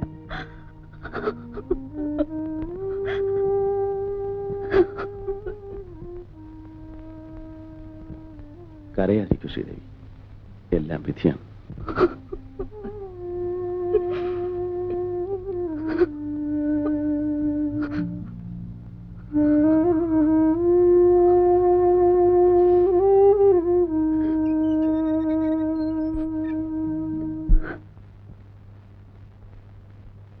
മോനെ, ഡാഡി വരട്ടെ?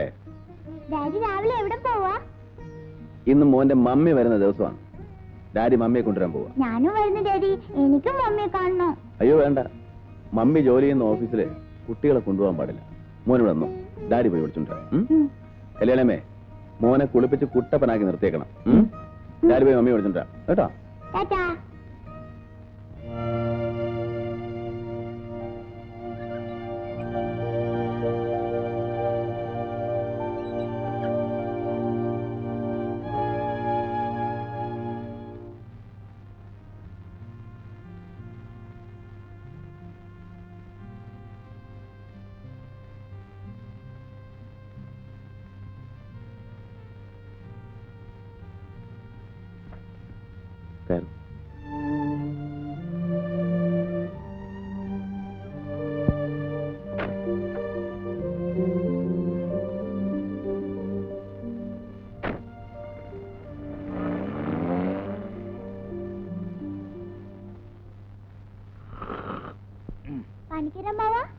എന്താ പൂപ്പ? മമ്മിയെ കൊണ്ടുവരാൻ പോയിട്ട് ഡാഡി കാണുന്നില്ലല്ലോ. ആ, ഇപ്പൊ വരും മോനെ. മമ്മി ജോലി ചെയ്യുന്ന ഓഫീസ് വലിയ ഓഫീസാണോ? പിന്നെ നമ്മുടെ ഹെഡ് ക്വാർട്ടേഴ്സ് അല്ലേ. 10,500 പേര് ജോലി ചെയ്യുന്ന മഹാസ്ഥാപനമാ സെൻട്രൽ ജയിൽ ഇൻസ്റ്റിറ്റ്യൂഷൻ. മമ്മി എന്താ ഇതുവരെ മോനെ കാണാൻ വരാഞ്ഞ്? എന്താ അമ്മാവ ഒന്നും മിണ്ടാത്തത്? ഇത് വലിയ ഇടാ കൂടെ ആയല്ലോ. സത്യം പറയാഞ്ഞിട്ട് എന്റെ തല കിടന്ന് പുകയുന്നു ഈശ്വര. എന്താ? അതേ, അനിക്കുട്ടന്റെ ഡാഡി അറിഞ്ഞാലേ അമ്മാവന്റെ പണി പോകും. ആ, അതെ, അവര് വന്നല്ലോ.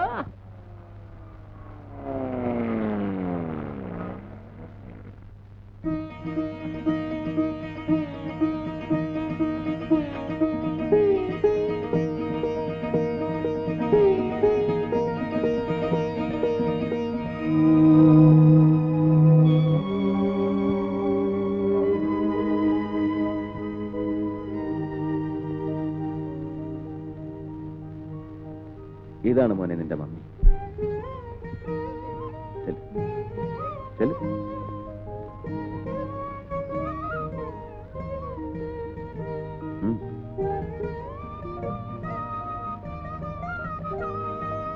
മമ്മി,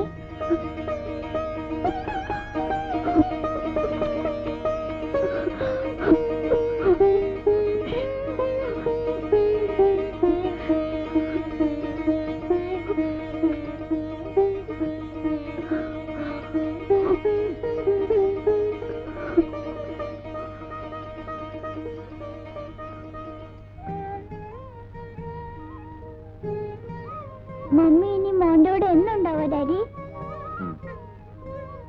മോൻ വിളിച്ചു തുടങ്ങിയത് അങ്ങനെയാണ്, പിന്നെ തിരുത്താൻ പോയില്ല. വാ മമ്മി.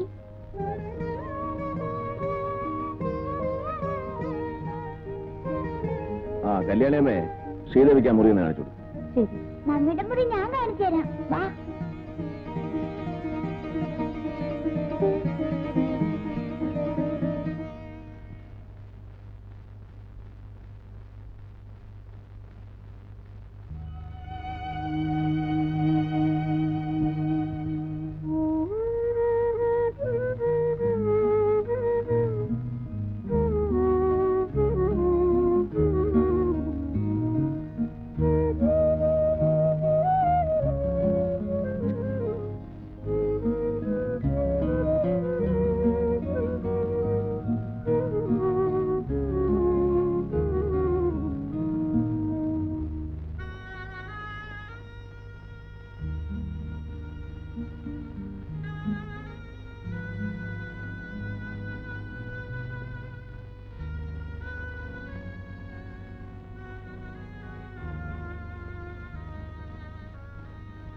ശ്രീദേവി,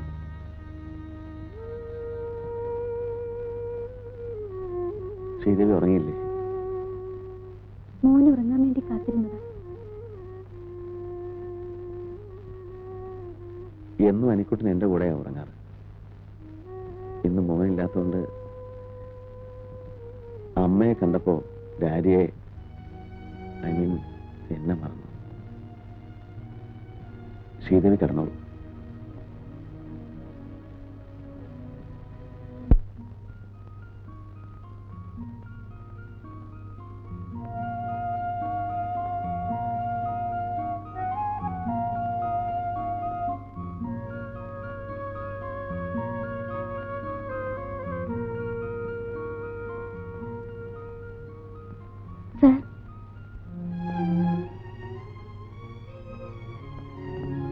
എന്താ ശ്രീദേവി? സാർ, എന്നെയും മോനെയും നാളെ രാവിലെ ഇവിടുന്ന് പോകാൻ അനുവദിക്കണം. എങ്ങോട്ട്? ഇത് അനിക്കുട്ടന്റെ വീടാണ്. അവനോടൊപ്പം അവന്റെ അമ്മയ്ക്ക് ഇവിടെ താമസിക്കാം. വേണ്ട സാർ, ഞാനും എന്റെ മോനും സാറിനൊരു ഭാരമാകരുത്. എന്റെ മോനുമായി ഞാൻ എവിടെയെങ്കിലും പറ്റില്ല. 6 വർഷം എന്റെ സ്വന്തം മോനെ പോലെയാണ് അനിക്കുട്ടനെ ഞാൻ വളർത്തിയത്. ആ എന്നെ ഒരു നിമിഷം കൊണ്ട് അന്യനാക്കി മാറ്റരുത്. സാറിനോട് ഞാനും എന്റെ മോനും എന്നും കടപ്പെട്ടവരാണ്. എന്റെ മോനെ ഇരുട്ടറയിൽ നിന്ന് കൂട്ടിക്കൊണ്ടുവന്ന് ഒരു കൊലയാളിയുടെ മകനാണെന്ന് അറിയിക്കാതെ വളർത്തിയത് സാറാണ്. ആ നന്ദിയും സ്നേഹവും എനിക്കെന്നും ഉണ്ടായിരിക്കും. ജയിൽ ശിക്ഷ അനുഭവിച്ച് പുറത്തു വന്ന എന്നെ ഈ വീട്ടിൽ താമസിപ്പിച്ചാൽ തകർന്നു വീഴുന്നത് സാറിന്റെ അഭിമാനമായിരിക്കും. നഷ്ടപ്പെടുന്ന എന്റെ അഭിമാനത്തെ ഓർത്ത് ശ്രീദേവി വിഷമിക്കണ്ട. ശ്രീദേവി അനിക്കുട്ടനെയും കൊണ്ട് തെരുവിലേക്ക് ഇറങ്ങിപ്പോകാനാണോ തീരുമാനിച്ചിരിക്കുന്നത്?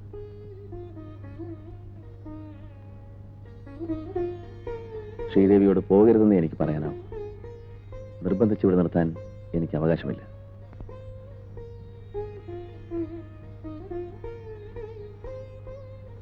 പോകരുത്, പ്ലീസ്.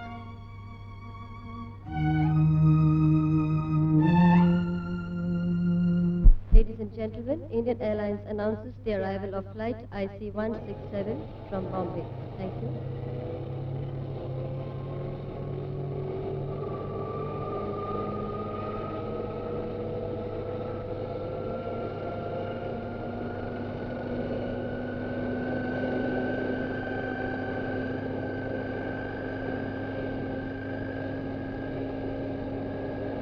कृपया ध्यान दीजिए, इंडियन एयरलाइंस की उड़ान IC-167 अब बम्बई से आ पहुंची है.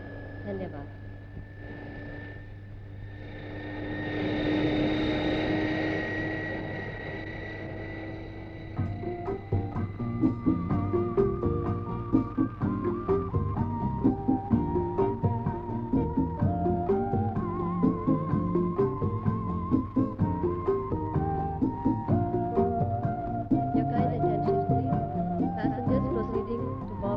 Indian Airlines flight IC-168 who have checked in at the traffic counter ചേട്ടാ, are requested to check for security. ഇതെന്റെ ചേട്ടനാണ്. വാ, പരിചയപ്പെടുത്താം.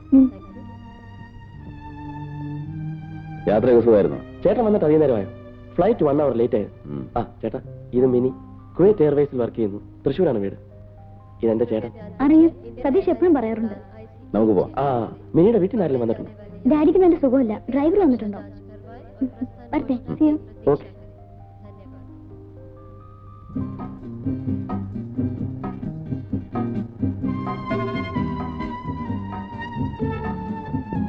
ചേട്ടാ, ചേട്ടനോടൊരു കാര്യം ചോദിക്കുന്നതിൽ വിഷമം തോന്നരുത്.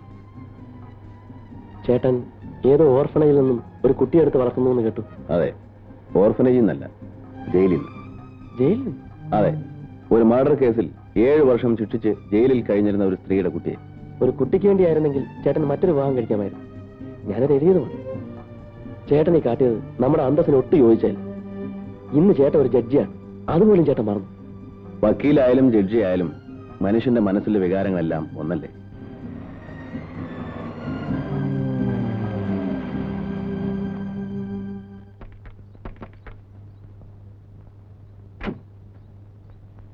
കുമാര, പെട്ടിയൊക്കെ എടുത്തു വെക്കും. ശരി സാർ, വാടാ.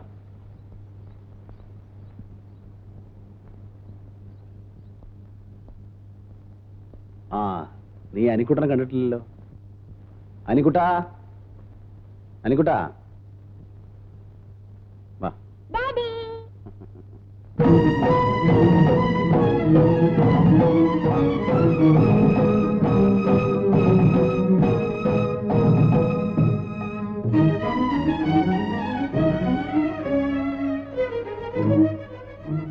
ഇതാണ് അനിക്കുട്ടൻ.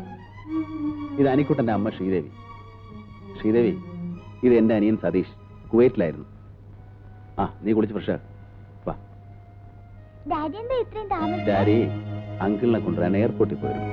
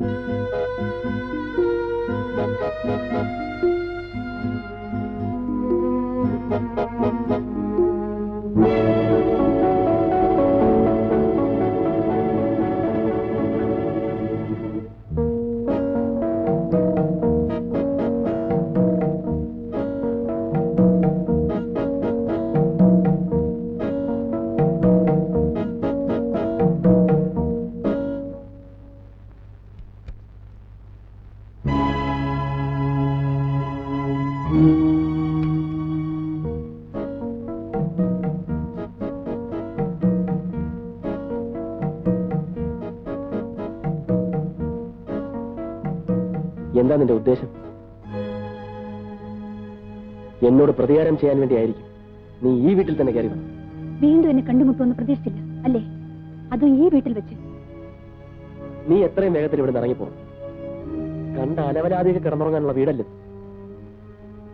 ചേട്ടനെ നാട്ടുകാരെ അറിയിപ്പിച്ച് എന്റെ അന്തസ്സും അഭിമാനവും തകർക്കാനാണ് നിന്റെ ഭാവമെങ്കിൽ അന്തസ് സ്നേഹത്തിന്റെ പേര് പറഞ്ഞെന്നെ ചതിച്ച് ഒരു കുഞ്ഞിനെ സമ്പാദിച്ചു തന്നിട്ട് ഒരു കള്ളനെ പോലെ നാട് വിട്ടോടിയ നിങ്ങൾ അന്തസ്സിനെ കുറിച്ച് പറയുന്നു. നിർത്തടി.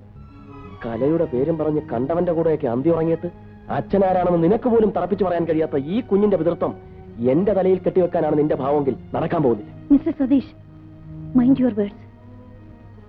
ചെയ്യാത്ത കുറ്റത്തിന് 7 വർഷം ജയിൽ ശിക്ഷ അനുഭവിച്ചവളാണ് ഞാൻ. വീണ്ടും എന്നെ അങ്ങോട്ട് അയക്കരുത്. പണ്ടും നീ ഇതുപോലെ എന്റെ നേരെ ഭീഷണികൾ മുഴക്കിയിട്ടുള്ളതാണ്. അന്ന് നിനക്ക് എന്നെ ഒരു ചുക്കം ചെയ്യാൻ കഴിഞ്ഞില്ല. അതിന് പകരം വീട്ടാനായിരിക്കും ഭാര്യ മരിച്ച എന്റെ ചേട്ടനെ നീ ഇപ്പോൾ മയക്കിയെടുത്തിരിക്കുന്നത്. ചേട്ടന്റെയും അനിയന്റെയും കുട്ടികളെ പ്രസവിക്കാനുള്ള മഹത്വമൊന്നും എന്റെ ഗർഭപാത്രത്തിനില്ല. നാളെ രാവിലെ നിന്റെ ഈ കുഞ്ഞുമായി ഇവിടുന്ന് സ്ഥലമിട്ടോണം. അല്ലെങ്കിൽ നീ ഇറങ്ങി വന്ന ജയിലിലേക്ക് എനിക്ക് പോകേണ്ടി വരും. ഓർമ്മിച്ചു.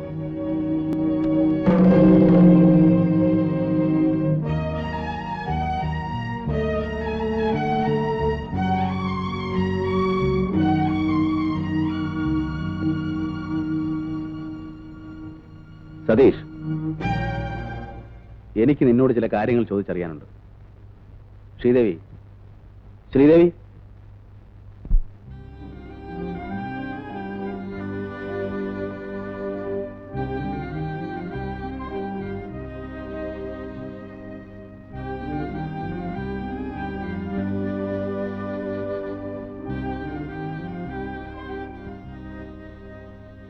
നീ ഇതിനു മുമ്പ് ശ്രീദേവി അറിയോ? നിന്നോടാ ചോദിച്ചത്. ഇല്ല. നിനക്കിവിടെ അറിയില്ലല്ലേടാ? ശ്രീദേവി എന്നോട് ജയിലിൽ വെച്ച് അവളുടെ കഥകൾ മുഴുവൻ പറഞ്ഞപ്പോ അവളുടെ കാമുകന്റെ പേര് സതീഷ് എന്നാണെന്നും അവന് കുവൈറ്റിലാണ് ജോലിയെന്നും കൂടെ അറിഞ്ഞപ്പോ അത് നീ ആയിരിക്കുമെന്ന് എനിക്ക് അന്നേ സംശയമുണ്ടായിരുന്നു. അതുകൊണ്ടാണ് 7 വർഷമായിട്ട് നാട്ടിലേക്ക് വരാതിരുന്ന നിന്നെ ഇപ്പൊ ഇങ്ങോട്ട് വിളിച്ചു വരുത്തിയത്. ചേട്ടാ, ചേട്ടൻ ഇവൾ പറയുന്നൊന്നും വിശ്വസിക്കരുത്. നമ്മുടെ കുടുംബത്തിന് ചീത്ത പേരുണ്ടാക്കാൻ വേണ്ടിയാണ് ഇവൾ ഇവിടെ വന്നിരിക്കുന്നത്.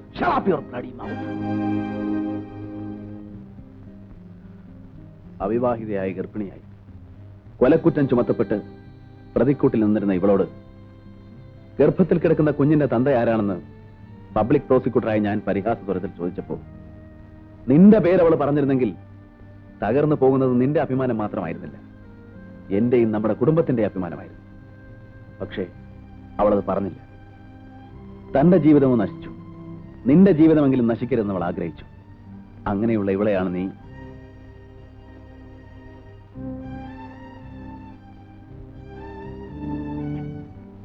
സതീഷ്. നിന്നെ സ്നേഹിച്ചതിന്റെ പേരിൽ 7 വർഷം ദുരിതം അനുഭവിക്കേണ്ടി വന്ന ഇവളെ ഇനിയും ദുഃഖിക്കാൻ നീ ഇടവരുത്തരുത്. നീ ഇവളെ സ്വീകരിക്കണം.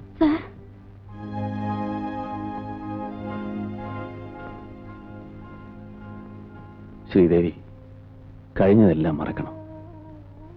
എനിക്ക് വേണ്ടി, എന്റെ അനിക്കുട്ടന്റെ നന്മയ്ക്ക് വേണ്ടി.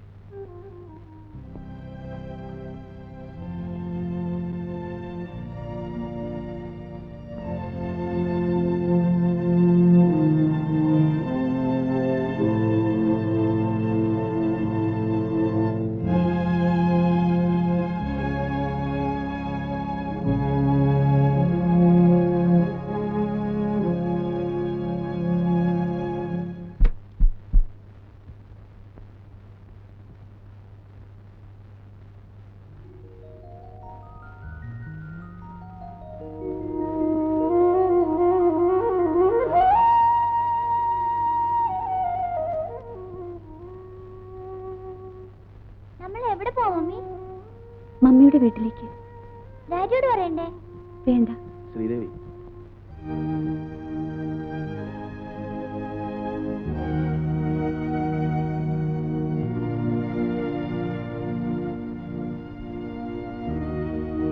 പോകാൻ തന്നെ തീരുമാനിച്ചു അല്ലേ? ഞാൻ ഇനി ഇവിടെ നിൽക്കാൻ പാടില്ല. പൊയ്ക്കോട്ടെ സാർ. ശ്രീദേവി, സതീഷ് ഒരു തെറ്റ് ചെയ്തു. ഒരു സ്ത്രീക്കും പൊറുക്കാനാവാത്ത തെറ്റാണ് അവൻ ചെയ്തിട്ടുള്ളതെന്ന് എനിക്കറിയാം. ഇന്നവൻ എന്നെ സ്വീകരിക്കാൻ തയ്യാറാണ്. എന്റെ നിർബന്ധം കൊണ്ടല്ല, അവന്റെ സ്വന്തം തീരുമാനമാണ്.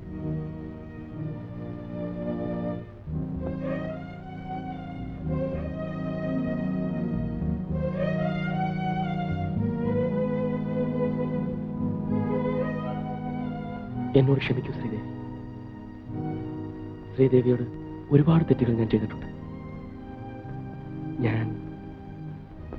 ഞാൻ ശ്രീദേവിയെ സ്വീകരിക്കാൻ തയ്യാറാണ്. ഞാൻ നിങ്ങളെ സ്വീകരിക്കാൻ തയ്യാറല്ലെങ്കിലോ?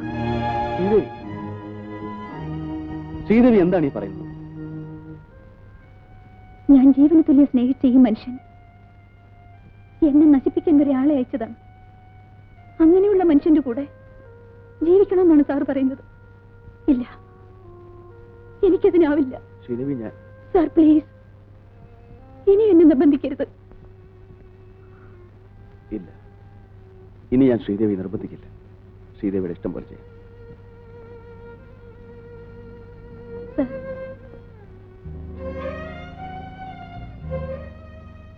അറിഞ്ഞോ അറിയാതെയോ ഞാൻ സാറിനെ വേദനിപ്പിച്ചിട്ടുണ്ടെങ്കിൽ എന്നോട് ക്ഷമിക്കും.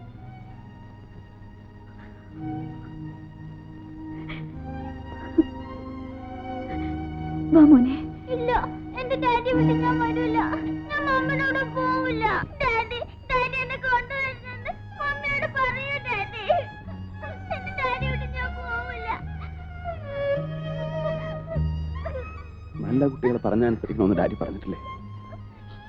മമ്മിയോട് പറഞ്ഞിട്ട് നല്ല കുട്ടിയായിട്ട് വളരണം.